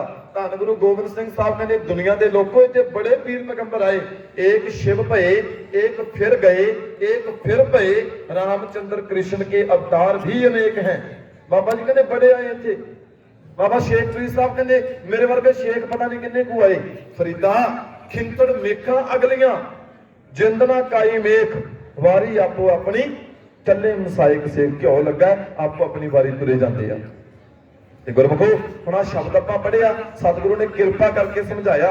ਮਹਾਰਾਜ ਕਹਿੰਦੇ ਸੱਦਣਹਾਰਾ ਸਿਮਰਿਆ। ਕਹਿੰਦੇ ਜੇ ਮੌਤ ਆਏਗੀ ਨਾ, ਮੌਤ ਨੂੰ ਕੋਈ ਨਹੀਂ ਟਾਲ ਸਕਦਾ, ਪਰ ਜੇਕਰ ਗੁਰੂ ਨਾਲ ਜੁੜ ਜਾਵੇਂ ਨਾ, ਇਸ ਮੌਤ ਦੇ ਵਿੱਚੋਂ ਵੀ ਤੈਨੂੰ ਪਰਮ ਆਨੰਦ ਮਿਲੇਗਾ। ਉਹ ਆਨੰਦ ਮਿਲੇਗਾ ਕਿ ਜਿਸ ਮਰਨੇ ਤੇ ਜਗ ਡਰੈ, ਮੇਰਾ ਮਨ ਆਨੰਦ ਮਰਨੇ ਹੀ ਤੇ ਪਾਈਐ ਪੂਰਨ ਪਰਮਾਨੰਦ। ਸਤਿਗੁਰੂ ਜੀ ਕਹਿੰਦੇ ਸੱਦਣਹਾਰਾ ਸਿਮਰਿਆ। ਭਾਈ ਉਹਨੂੰ ਹਮੇਸ਼ਾ ਲਈ ਯਾਦ ਰੱਖ ਜਿਹਨੇ ਤੈਨੂੰ ਸਾਜਿਆ, ਉਹਨੂੰ ਹਮੇਸ਼ਾ ਲਈ ਯਾਦ ਰੱਖ ਜਿਹਨੇ ਤੇਰੀ ਪਾਲਣਾ ਕੀਤੀ ਹੈ। ਪਰ ਮਨੁੱਖ ਦੀ ਫਿਤਰਤ ਹੈ, ਜਿਵੇਂ ਬਾਬਾ ਖੁਡਾਲ ਵਾਲੇ ਆਪਾਂ ਨੂੰ ਦੱਸ ਕੇ ਗਏ ਆ ਨਾ, ਕਿ ਮਨੁੱਖ ਦੀ ਫਿਤਰਤ ਹੈ, ਮਨੁੱਖ ਦੀ ਆਦਤ ਹੈ ਕਿ ਵਿੱਚੋਂ ਗਰਭੇ ਨਿਕਲ ਆਇਆ ਖਸਮ ਵਿਸਾਰ ਦੁਨੀ ਚਿਤ ਲਾਇਆ। ਦੇਖੋ ਬੰਦਾ ਕਹਿੰਦਾ ਮੇਰੇ ਵਾਸਤੇ ਰੱਬ ਨੇ ਕੀ ਕੀਤਾ, ਰੱਬ ਨੇ ਮੈਨੂੰ ਦਿੱਤਾ ਕੀ ਹੈ। ਘਰ ਦੇ ਵਿੱਚ ਅੱਧ ਦਰਜੇ ਦੀ ਗਰੀਬੀ ਹੋਵੇ ਤੇ ਉਲਾਮੇ ਦੇਣੇ ਸ਼ੁਰੂ ਕਰ ਦਿੰਦੇ ਆ। ਪਿਆਰਿਆ ਰੱਬ ਨੇ ਦਿੱਤਾ ਕੀ ਆ ਨਾ, ਪੁੱਛ ਕੇ ਵੇਖੋ। ਸਾਇੰਸ ਇਸ ਗੱਲ ਨੂੰ ਕਬੂਲ ਕਰਦੀ ਹੈ, ਹਾਲਾਂਕਿ ਧਰਮ ਦੇ ਉੱਪਰ ਕਦੇ ਵੀ ਸਾਇੰਸ ਦੀ ਮੋਹਰ ਨਹੀਂ ਲੱਗ ਸਕਦੀ। ਸਾਇੰਸ ਇਸ ਗੱਲ ਨੂੰ ਮੰਨਦੀ ਹੈ, ਤੁਸੀਂ ਬੜੇ ਤੁਹਾਡੇ ਵਿੱਚੋਂ ਮਾਸ ਦਾ ਸੇਵਨ ਕਰਨ ਵਾਲੇ ਵੀਰ ਹੋਣਗੇ, ਮਾਸ ਖਾਣ ਵਾਲੇ ਹੋਣਗੇ। ਜਿਹੜਾ ਮਾਸ ਖਾਂਦਾ ਨਾ, ਵੀਰ ਨੂੰ ਪੁੱਛ ਕੇ ਵੇਖੋ, ਮਾਸ ਖਾਦਾ, ਅੰਦਰ ਮਾਸ ਗਿਆ, 8-9 ਘੰਟਿਆਂ ਵਿੱਚ ਉਹ ਖਾਦਾ ਹੋਇਆ ਮਾਸ ਦਾ ਟੁਕੜਾ ਸੜ ਕੇ ਸੁਆਹ ਹੋ ਜਾਂਦਾ ਹੈ, ਕਿਉਂਕਿ ਸਾਡੇ ਅੰਦਰ ਗਰਮੀ ਬਹੁਤ ਹੈ। ਸਾਡਾ ਇਸੇ ਕਰਕੇ ਕਹਿੰਦੇ ਆ ਵੀ ਕਦੇ ਵਾਸਤੇ ਵੀ ਰੋਟੀ ਦੇ ਨਾਲ ਪਾਣੀ ਨਹੀਂ ਪੀਣਾ ਚਾਹੀਦਾ। ਰੋਟੀ ਗਰਮ ਹੈ, ਮਿਹਦਾ ਗਰਮ ਹੈ, ਤੇ ਉਹਦੀ ਉੱਪਰੋਂ ਠੰਡਾ ਪਾਣੀ ਪੀਂਦੇ ਆ, ਪਚਦੇ ਨਹੀਂ, ਬਿਮਾਰੀਆਂ ਨੂੰ ਜਨਮ ਮਿਲਦਾ। ਇਸੇ ਕਰਕੇ ਜਦ ਤਾਂ ਪੌਣਾ ਘੰਟਾ ਪਹਿਲਾਂ ਪੀਓ ਜਾਂ ਬਾਅਦ ਵਿੱਚ ਪੀਓ। ਗੁਰਮੁਖੋ ਮਾਸ ਖਾਣ ਵਾਲੇ ਨੇ ਮਾਸ ਖਾਧਾ, 8-9 ਘੰਟਿਆਂ ਦੇ ਵਿੱਚ ਉਹ ਖਾਧਾ ਹੋਇਆ ਮਾਸ ਦਾ ਟੁਕੜਾ ਸੜ ਕੇ ਸੁਆਹ ਹੋ ਗਿਆ, ਕਿਉਂਕਿ ਸਾਡੇ ਅੰਦਰ ਗਰਮੀ ਬਹੁਤ ਹੈ। ਪਰ ਕਮਾਲ ਦੀ ਗੱਲ ਆ, ਸੀ ਕਹਿੰਦੇ ਗੁਰੂ ਨੇ ਦਿੱਤਾ ਕੀ ਆ, ਕਿੰਨੀ ਵੱਡੀ ਗੁਰੂ ਦੀ ਦੇਣ ਹੈ। 8-9 ਘੰਟਿਆਂ ਵਿੱਚ ਖਾਧਾ ਮਾਸ ਦਾ ਟੁਕੜਾ ਸੜ ਕੇ ਸਵਾਹ ਹੋ ਗਿਆ। 8-9 ਮਹੀਨੇ ਮਾਂ ਦੇ ਪੇਟ ਵਿੱਚ ਰਿਹਾ ਇੱਕ ਮਾਸ ਦਾ ਟੁਕੜਾ, ਪਰ ਇਹਨੂੰ ਤੱਤੀ ਬਾਹ ਨਹੀਂ ਲੱਗਣ ਦਿੰਦੀ। ਇਸ ਤੋਂ ਵੱਡਾ ਕੀ ਪਰਉਪਕਾਰ ਹੋਏਗਾ ਜੀ। ਗੁਰਮੁਖੋ ਬਾਬਾ ਜੀ ਕਹਿੰਦੇ ਉਹਦੇ ਗੁਣਾਂ ਨੂੰ ਗਾਇਆ ਕਰ, ਉਹਦੇ ਗੁਣਾਂ ਨੂੰ ਚੇਤੇ ਕਰਿਆ ਕਰ। ਬਹੁਤ ਵੱਡੀਆਂ ਬੁਲੰਦੀਆਂ ਤੇ ਜਾਵੇਗਾ ਜੇਕਰ ਉਹਦੇ ਗੁਣਾਂ ਨੂੰ ਚੇਤੇ ਰੱਖੇਗਾ।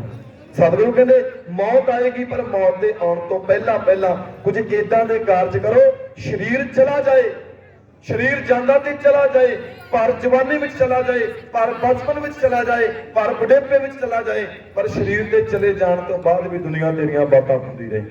ਇਹ ਪ੍ਰਮਾਤਮਾ ਦੀ ਬੀਜੀ ਫਸਲ ਹੈ ਜੀ।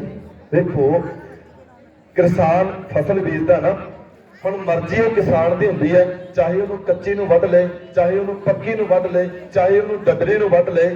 ਹੁਣ ਇਸੇ ਤਰ੍ਹਾਂ ਸਤਿਗੁਰੂ ਕਹਿੰਦੇ ਆ ਕਿਸਾਨ ਨੇ ਫਸਲ ਬੀਜੀ ਆ, ਭੋਲਿਆ ਕਦੇ ਵੀ ਭੁੱਲ ਕੇ ਐਸਾ ਕੰਮ ਨਾ ਕਰੇ ਕਿ ਤੈਨੂੰ ਰੱਬ ਦੀ ਦਰਗਾਹ ਦੇ ਵਿੱਚ ਸ਼ਰਮਿੰਦਾ ਹੋਣਾ ਪਵੇ।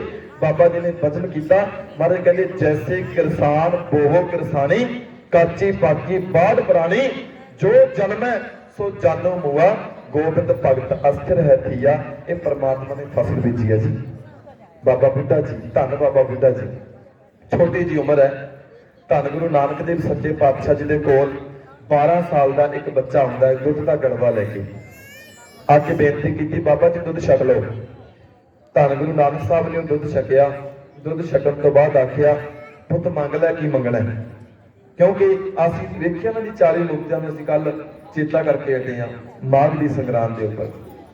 ਸਤਿਗੁਰੂ ਪਰਖਦੇ ਆਪਣੇ ਸਿੱਖ ਨੂੰ ਵਾਰ-ਵਾਰ, ਕਿੰਨਾ ਵੱਡਾ ਜਿਗਰਾ ਹੋਏਗਾ ਬਾਜਾਂ ਵਾਲੇ ਦਾ। ਅਸੀਂ ਉਹ 40 ਮੁਕਤਿਆਂ ਨੂੰ ਜਦੋਂ ਚੇਤਾ ਕਰਨੇ ਆ, ਕਿੰਨਾ ਵੱਡਾ ਦਿਲ ਹੋਏਗਾ ਬਾਜਾਂ ਵਾਲੇ ਦਾ, ਜਿਹੜਾ ਆਪਣੇ ਬੱਚਿਆਂ ਦੀਆਂ ਲਾਸ਼ਾਂ ਦੇ ਕੋਲ ਦੀ ਲੰਘ ਕੇ, ਜਿਹੜਾ ਆਪਣੇ ਬੱਚਿਆਂ ਦੀਆਂ ਖਬਰਾਂ ਸੁਣ ਕੇ ਵੀ ਕਹਿੰਦਾ ਹੋਵੇ ਕਿ ਸੁਖੀ ਵਸੈ ਮੋਰੋ ਪਰਿਵਾਰ। ਉਹ ਪਰਿਵਾਰ ਕਿਹੜਾ ਜੀ? ਆ ਜਿਹੜੇ ਬੈਠੇ ਆ ਤੁਹਾਡੇ ਵੱਲ ਝਾਤ ਮਾਰ ਕੇ ਗਿਆ। ਉਹਨਾਂ 40 ਮੁਕਤਿਆਂ ਨੂੰ ਚੇਤਾ ਕਰਕੇ ਵੇਖਿਆ ਕਰੋ। 12 ਸਾਲ ਦਾ ਅੱਜ ਇੱਕ ਬੱਚਾ ਗੁਰੂ ਘਰ ਦੇ ਵਿੱਚ ਗੁਰੂ ਨਾਨਕ ਦੇ ਕੋਲ ਆਇਆ, ਪੁੱਤ ਤੈਨੂੰ ਮੈਂ ਵੇਖਦਾ ਰਹਿਣਾ, ਸਾਰੀ ਸੰਗਤ ਚਲੀ ਜਾਂਦੀ ਹੈ ਪਰ ਤੂੰ ਬੈਠਾ ਰਹਿਣਾ, ਮੰਗ ਲੈ, ਕੀ ਮੰਗਣਾ ਹੈ। ਉਹ 12 ਸਾਲ ਦੇ ਬੱਚੇ ਨੇ ਕਿਹਾ, ਬਾਬਾ ਜੀ ਮੌਤ ਤੋਂ ਬਹੁਤ ਡਰ ਲੱਗਦਾ ਹੈ। ਵੇਖੋ ਮੈਂ ਬੇਨਤੀ ਜਿਹੜੀ ਕਰਨੀ ਚਾਹੁੰਦਾ, ਬਾਬਾ ਜੀ ਮੌਤ ਤੋਂ ਬਹੁਤ ਡਰ ਲੱਗਦਾ ਹੈ। ਸਤਿਗੁਰੂ ਹੈਰਾਨ ਹੋ ਕੇ ਕਹਿੰਦੇ, ਤੇਰੀ ਉਮਰ 12-13 ਸਾਲ ਦੀ ਹੈ, ਤੈਨੂੰ ਕਿਵੇਂ ਪਤਾ ਲੱਗਿਆ ਕਿ ਮੌਤ ਵੀ ਆਏਗੀ? 12 ਸਾਲ ਦੇ ਬੱਚੇ ਨੂੰ ਤੇ ਤੈਨੂੰ ਪਤਾ ਹੀ ਨਹੀਂ ਹੁੰਦਾ। ਉਹ 12 ਸਾਲ ਦੇ ਬੱਚੇ ਨੇ ਇੱਕ ਐਗਜ਼ਾਮਪਲ, ਉਦਾਹਰਨ ਸਾਹਮਣੇ ਰੱਖੀ। ਉਹ ਕਹਿੰਦਾ, ਸਤਿਗੁਰੂ ਜੀ ਇੱਕ ਤੇ ਤੁਹਾਡੀ ਸੰਗਤ ਕਰਦਾ, ਤੁਹਾਡੀ ਸੰਗਤ ਵਿੱਚ ਬਹਿਣਾ ਆ ਕੇ, ਤੇ ਦੂਜਾ ਸਾਡੀ ਖੇਤੀ ਹੈ, ਅਸੀਂ ਫਸਲ ਬੀਜਦੇ ਹਾਂ। ਫਸਲ ਬੀਜੀ ਹੈ, ਮੈਂ ਮੇਰੇ ਪਿਤਾ ਜੀ ਨਾਲ ਖੇਤ ਗੇੜਾ ਮਾਰਨ ਗਿਆ, ਅਚਾਨਕ ਤਾਕਤਵਰ ਹਾਕਮਾਂ ਦੇ ਘੋੜੇ ਆਏ, ਉਹਨਾਂ ਨੇ ਸਾਡੀ ਸਾਰੀ ਫਸਲ ਉਜਾੜ ਦਿੱਤੀ। ਜਿਹੜੀ ਕੱਚੀ ਆ ਉਹ ਵੀ ਉਜਾੜ ਦਿੱਤੀ, ਜਿਹੜੀ ਪੱਕੀ ਆ ਉਹ ਵੀ ਉਜਾੜ ਦਿੱਤੀ, ਜਿਹੜੀ ਡੱਡਰੀ ਆ ਉਹ ਵੀ ਉਜਾੜ ਦਿੱਤੀ। ਇੱਕ ਤੇ ਉਹਨੇ ਸਿਖਾ ਦਿੱਤਾ ਕਿ ਮੌਤ ਕਦੋਂ ਵੀ ਆ ਸਕਦੀ ਹੈ, ਇਹਨੇ ਬਚਪਨ ਨਹੀਂ ਵੇਖਣਾ, ਇਹਨੇ ਜਵਾਨੀ ਨਹੀਂ ਜੇ ਵੇਖਣੀ, ਇਹਨੇ ਬੁਢੇਪਾ ਨਹੀਂ ਜੇ ਵੇਖਣਾ। ਤੇ ਦੂਜਾ ਮਾਂ ਦੇ ਚੁੱਲ੍ਹੇ ਨੇ ਸਿਖਾ ਦਿੱਤਾ ਕਿ ਮੌਤ ਕਦੋਂ ਵੀ ਆ ਸਕਦੀ ਹੈ। ਸਤਿਗੁਰੂ ਪੁੱਛਦੇ ਆ, ਮੌਤ ਦੇ ਚੁੱਲ੍ਹੇ ਨੇ ਕਿਵੇਂ, ਮਾਂ ਦੇ ਚੁੱਲ੍ਹੇ ਨੇ ਕਿਵੇਂ ਸਿਖਾਇਆ? ਦੇਖੋ ਸਰੀਰਕ ਮੌਤ, ਜਿਹਨੇ ਸਿੱਖਣਾ ਨਾ ਜੀ, ਸਿੱਖਣ ਵਾਲਾ ਸਿੱਖਣ ਵਾਸਤੇ ਬੈਠੇ, ਸਿੱਖਣ ਵਾਲਾ ਤੇ ਪੱਤਝੜ ਦੇ ਵਿੱਚ ਟੁੱਟੇ ਹੋਏ ਪੱਤਿਆਂ ਤੋਂ ਵੀ ਸਿੱਖ ਲੈਂਦਾ ਹੈ। ਰੁੱਤ ਫਰੀ ਬਣ ਕੰਬਿਆ, ਪੱਤੇ ਝੜ ਪਾਈ।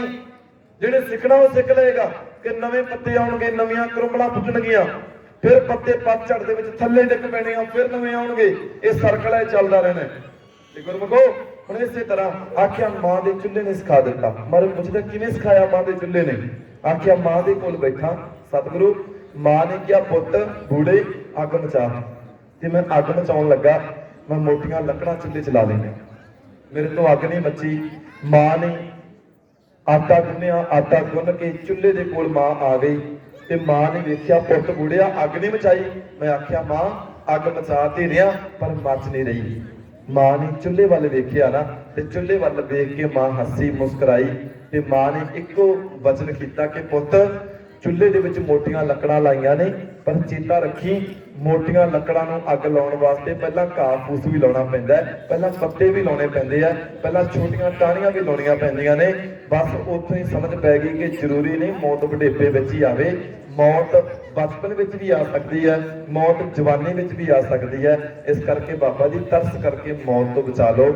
ਸਤਿਗੁਰੂ ਨੇ ਘੁੱਟ ਕੇ 12 ਸਾਲ ਦੇ ਬੱਚੇ ਨੂੰ ਆਪਣੇ ਕਲੇਜੇ ਨਾਲ ਲਾ ਕੇ ਆਖਿਆ, ਪੁੱਤ 12 ਸਾਲ ਦੀ ਤੇਰੀ ਉਮਰ ਹੈ, ਨਾਮ ਹੈ ਤੇਰਾ ਬੂੜਾ ਤੇ ਗੱਲਾਂ ਤੇਰੀਆਂ ਬਜ਼ੁਰਗਾਂ ਵਾਲੀਆਂ, ਤੇਰਾ ਨਾਮ ਆਪਾਂ ਬੁੱਢਾ ਦਾ ਰੱਖ ਦਈਏ। 12 ਸਾਲ ਦੀ ਉਮਰ ਹੈ ਜੀ। ਵੇਖੋ ਅੱਜ 80 ਸਾਲਾਂ ਦਾ ਕਹਿ ਕੇ ਵੇਖੋ ਭੜਕ ਕੇ ਉੱਠ ਵੜ ਤੇ ਮੈਨੂੰ ਬੁੱਢਾ ਕਹਿੰਦਾ।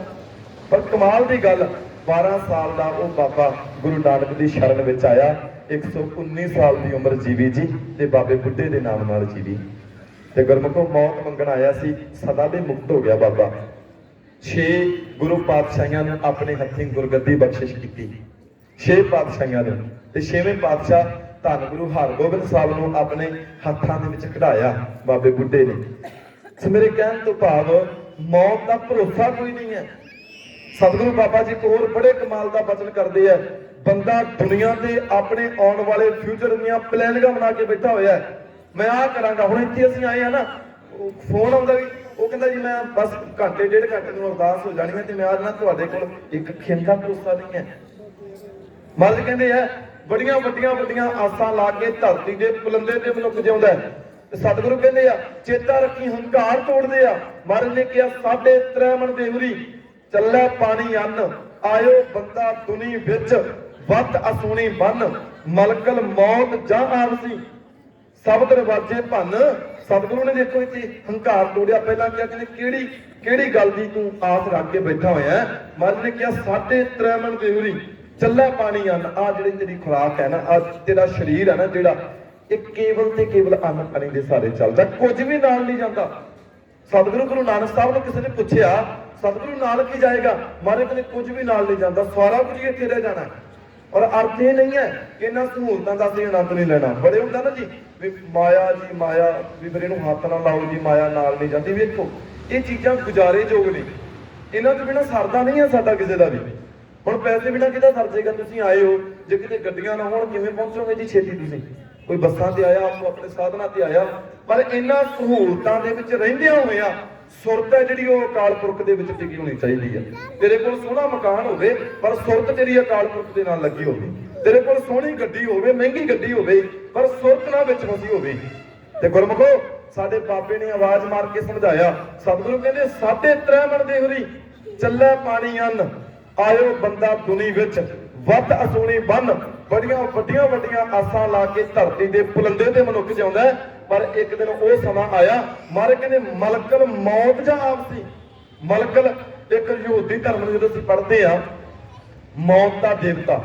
ਹੁਣ ਅਸੀਂ ਕਹਿੰਦੇ ਵੀ ਗੁਰਬਾਣੀ ਵਿੱਚ ਰਾਮ ਜੀ ਦਾ ਨਾਮ ਆਇਆ, ਵਿਸ਼ਨੂੰ ਜੀ ਦਾ ਨਾਮ ਆਇਆ, ਇਹ ਸਤਿਗੁਰੂ ਨੇ ਉਦਾਹਰਨਾਂ ਲਈਆਂ ਨੇ ਵੀ ਲੋਕ ਆਹ ਕੁਝ ਮੰਨਦੇ ਆ। ਤੇ ਸਤਿਗੁਰੂ ਨੇ ਕਿਹਾ ਹੁਣ ਯਹੂਦੀ ਧਰਮ ਵਾਲੇ ਨੇ ਜਿਹੜੇ, ਉਹ ਮੰਨਦੇ ਆ ਕਿ ਇੱਕ ਦਿਨ ਮੌਤ ਦਾ ਦੇਵਤਾ ਆਏਗਾ, ਉਹ ਸਾਰੇ ਮੁਰਦਿਆਂ ਨੂੰ ਉਠਾਏਗਾ ਤੇ ਹਿਸਾਬ ਲਏਗਾ, ਜਿਹਨੂੰ ਉਹ ਕਿਆਮਤ ਦਾ ਦਿਨ ਕਹਿੰਦੇ ਆ। ਤੇ ਸਤਿਗੁਰੂ ਨੇ ਸਮਝਾਇਆ, ਕਹਿੰਦੇ ਦੁਨੀਆ ਦੇ ਲੋਕੋ ਚੇਤਾ ਰੱਖਿਓ, ਮਲਕਲ ਦਾ ਭਾਵ ਇੱਕ ਦਿਨ ਮੌਤ ਆਏਗੀ। ਜਿਸ ਦਿਨ ਮੌਤ ਆਈ ਨਾ, ਜਿੰਨੇ ਦੁਨੀਆ ਤੇ ਇਸ ਬੰਦੇ ਨੇ ਦਰਵਾਜ਼ੇ ਬਣਾ ਲਏ ਨਾ, ਇਹਨੇ ਸਾਰੇ ਦਰਵਾਜ਼ੇ ਭੰਨ ਦੇਣੇ ਆ। ਧਨ ਇੱਕ ਬਹੁਤ ਵੱਡਾ ਦਰਵਾਜ਼ਾ ਹੈ, ਧਨ ਇੱਕ ਬਹੁਤ ਵੱਡਾ ਦਰਵਾਜ਼ਾ ਹੈ। ਇਹਦੀ ਆੜ ਦੇ ਵਿੱਚ ਹੰਕਾਰ ਭਰ ਗਿਆ ਅੰਦਰ, ਮਨ ਦਸਨਾਜ ਟਕਾ ਚਾਰ ਗੰਠੀ, ਐਡੋ ਟੇਡੋ ਜਾਤ ਬੰਦੇ ਦੀ ਚਾਲ ਵਿਗੜ ਗਈ, ਬੰਦੇ ਦਾ ਬੋਲਣ ਦਾ ਢੰਗ ਵਿਗੜ ਗਿਆ। ਪਰ ਜਿਸ ਦਿਨ ਮੌਤ ਦਾ ਦੇਵਤਾ ਆਇਆ, ਇਹਨੇ ਧਨ ਦਾ ਦਰਵਾਜ਼ਾ ਭੰਨਿਆ ਜੀ। ਜਿਸ ਦਿਨ ਮੌਤ ਦਾ ਦੇਵਤਾ ਆਇਆ, ਇਹਨੇ ਬੜੇ ਵੱਡੇ ਬਾਹੂਬਲੀਆਂ ਦੇ ਦਰਵਾਜ਼ੇ ਭੰਨੇ ਜੀ। ਜਿਸ ਦਿਨ ਮੌਤ ਦਾ ਦੇਵਤਾ ਆਇਆ, ਇਹਨੇ ਬੜੇ ਵੱਡੇ ਰਾਜੇ ਮਹਾਰਾਜਿਆਂ ਦੇ ਦਰਵਾਜ਼ੇ ਭੰਨੇ ਜੀ। ਮੈਂ ਕੇਵਲ 2 ਮਿੰਟ ਦੇ ਵਿੱਚ ਸਮਾਪਤੀ ਕਰਾਂ। ਸਾਡੇ ਬਹੁਤ ਹੀ ਸਤਿਕਾਰਯੋਗ ਮਹਾਂਪੁਰਖ ਬਾਬਾ ਪ੍ਰਦੀਪ ਸਿੰਘ ਜੀ ਚਾਂਦਪੁਰੇ ਵਾਲੇ ਉਹ ਪਹੁੰਚ ਚੁੱਕੇ ਆ, ਜਿਨ੍ਹਾਂ ਦੀਆਂ ਬਹੁਤ ਵੱਡੀਆਂ ਸੇਵਾਵਾਂ ਨੇ। ਸੰਘਰਸ਼ਾਂ ਦੇ ਦੌਰਾਨ ਲਾਠੀਆਂ ਇਹਨਾਂ ਨੇ ਆਪਣੇ ਸਰੀਰਾਂ ਤੇ ਝੱਲੀਆਂ ਨੇ। ਕਿਤੇ ਵੀ ਗੁਰੂ ਗ੍ਰੰਥ ਸਾਹਿਬ ਦੀ ਬੇਅਦਬੀ ਹੋਈ, ਕਿਤੇ ਵੀ ਇਦਾਂ ਦੇ ਕਾਰਨਾਮੇ ਵਾਪਰੇ, ਤੇ ਉਹਨਾਂ ਸਰਕਾਰਾਂ ਨੂੰ ਸੇਧਾਂ ਦੇਣ ਦੇ ਵਾਸਤੇ ਬਾਬਾ ਜੀ ਦੇ ਬਹੁਤ ਵੱਡੇ ਯੋਗਦਾਨ ਰਹੇ। ਜੀ ਆਇਆਂ ਨੂੰ ਸਿਜਦਾ ਕਰਦੇ ਆ। ਸੋ ਮੈਂ ਸਿਰਫ 2-4 ਮਿੰਟਾਂ ਦੇ ਵਿੱਚ ਸਮਾਪਤੀ। ਦੁਨੀਆ ਦੇ ਉੱਪਰ ਬਹੁਤ ਵੱਡਾ ਇੱਕ ਬਾਦਸ਼ਾਹ ਹੋਇਆ। ਮੈਂ ਆ ਇੱਕ ਛੋਟੀ ਜਿਹੀ ਐਗਜ਼ਾਮਪਲ ਲੈ ਕੇ ਸਮਾਪਤੀ ਵੱਲ ਵਧਾਂ। ਕਾਰੂ ਬਾਦਸ਼ਾਹ ਕੌਣ ਨਹੀਂ ਜਾਣਦਾ ਜੀ? ਮਨ ਵਿੱਚ ਇੱਕ ਸੁਪਨਾ ਕਿ ਦੁਨੀਆ ਜਿੱਤਣੀ, ਬੜਾ ਪੈਸਾ ਇਹਨੇ ਜੋੜ ਲਿਆ, ਪੈਸੇ ਦੀ ਕਮੀ ਨਹੀਂ, ਪਰ ਮਨ ਵਿੱਚ ਅਜੇ ਵੀ ਤ੍ਰਿਸ਼ਨਾ ਚੱਲਦੀ ਆ। ਕਿਉਂਕਿ ਮੈਂ ਪਹਿਲਾਂ ਬੇਨਤੀ ਕੀਤੀ ਆ, ਸਾਡੀ ਸੁਰਤ ਨਹੀਂ ਟਿਕੀ ਹੋਣੀ ਚਾਹੀਦੀ ਇੱਥੇ, ਸੁਰਤ ਅਕਾਲ ਪੁਰਖ ਵਿੱਚ ਹੋਵੇ। ਹੁਣ ਸੁਰਤ ਟਿਕੀ ਹੋਈ ਆ ਪੈਸੇ ਵਿੱਚ, ਪੈਸਾ ਆ ਜਾਏ ਕਿਸੇ ਪਾਸੋਂ, ਧਨ ਆ ਜਾਏ ਕਿਸੇ ਪਾਸੋਂ, ਬੜਾ ਪੈਸਾ ਇਹਨੇ ਜੋੜ ਲਿਆ ਤੇ ਪੈਸਾ ਇੰਨਾ ਜੋੜਿਆ, ਅਜੇ ਵੀ ਮਨ ਵਿੱਚ ਤ੍ਰਿਸ਼ਨਾ ਚੱਲਦੀ ਆ, ਮਨ ਵਿੱਚ ਅਜੇ ਵੀ ਲਾਲਚ ਹੈ ਹੋਰ ਪੈਸਾ ਆ ਜਾਏ। ਇਹਨੇ ਆਪਣੇ ਦਰਬਾਰੀ ਕਰਮਚਾਰੀਆਂ ਦੀਆਂ ਤਨਖਾਹਾਂ ਬੰਦ ਕਰ ਦਿੱਤੀਆਂ ਜੀ।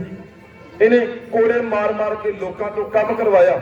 ਇਹਨੇ ਆਪਣੇ ਨਗਾਰਜੀ ਵੱਖ-ਵੱਖ ਪਿੰਡਾਂ ਦੇ ਵਿੱਚ ਭੇਜੇ, ਜੋ ਢੋਲ ਦੇ ਡਗੇ ਤੇ ਡਗਾ ਲਾ ਕੇ ਚੋਟ ਲਾ ਕੇ ਕਹਿੰਦੇ ਆ ਕਿ ਸੁਣੋ ਸੁਣੋ ਸੁਣੋ, ਕਾਰੂ ਦਾ ਐਲਾਨ ਹੈ, ਜਿਹੜਾ ਵੀ ਕੋਈ ਵਿਅਕਤੀ ਇੱਕ ਆਨਾ ਇੱਕ ਧੇਲਾ ਲਿਆ ਕੇ ਦੇਗਾ, ਮੈਂ ਆਪਣੀ ਧੀ ਦਾ ਨਿਕਾਹ ਵੀ ਉਹਦੇ ਨਾਲ ਕਰ ਦਿਆਂਗਾ। ਪੈਸੇ ਦੇ ਨਾਲ ਪਿਆਰ ਕਰਨ ਵਾਲੇ ਬੰਦੇ ਦੀ ਜ਼ਮੀਰ ਮਰ ਜਾਂਦੀ ਹੈ। ਤੇ ਗੁਰਮਖੋ ਅੱਜ ਇਹ ਐਲਾਨ ਕਰਵਾਇਆ, ਇੱਕ ਗਰੀਬ ਮਾਂ ਦਾ ਪੁੱਤ ਆਪਣੇ ਘਰ ਵਿੱਚ, ਉਹਦੇ ਕੰਨਾਂ ਦੇ ਵਿੱਚ ਆਵਾਜ਼ ਪਈ, ਉਹਨੇ ਆ ਮਾਂ ਨੂੰ ਆਖਿਆ, ਮਾਂ ਇੱਕ ਆਨਾ ਦੇ, ਇੱਕ ਧੇਲਾ ਦੇ। ਤੇ ਮਾਂ ਕਹਿੰਦੀ, ਪੁੱਤ ਜਦੋਂ ਤੇਰਾ ਬਾਪ ਚੜਾਈ ਕਰ ਗਿਆ ਸੀ ਨਾ, ਮੈਂ ਤੈਨੂੰ ਬੜੀਆਂ ਤੰਗੀਆਂ ਕੱਟ ਕੇ ਪਾਲਿਆ। ਉਹ ਮਾਂ ਨੂੰ ਪਤਾ ਹੁੰਦਾ ਜਦੋਂ ਬੱਚੇ ਨੂੰ ਪਾਲਦੀ ਹੈ, ਘਰ ਵਿੱਚ ਤੇ ਕੁਝ ਨਹੀਂ, ਸਵੇਰੇ ਕੰਮ ਕਰਦੇ ਆ ਤੇ ਸ਼ਾਮ ਨੂੰ ਪੈਸਾ ਆਉਂਦਾ, ਕੁਝ ਵੀ ਘਰ ਵਿੱਚ ਨਹੀਂ। ਬੱਚੇ ਨੇ ਜਿੱਦ ਕੀਤੀ, ਮਾਂ ਮੈਂ ਮਰ ਜਾਵਾਂਗਾ।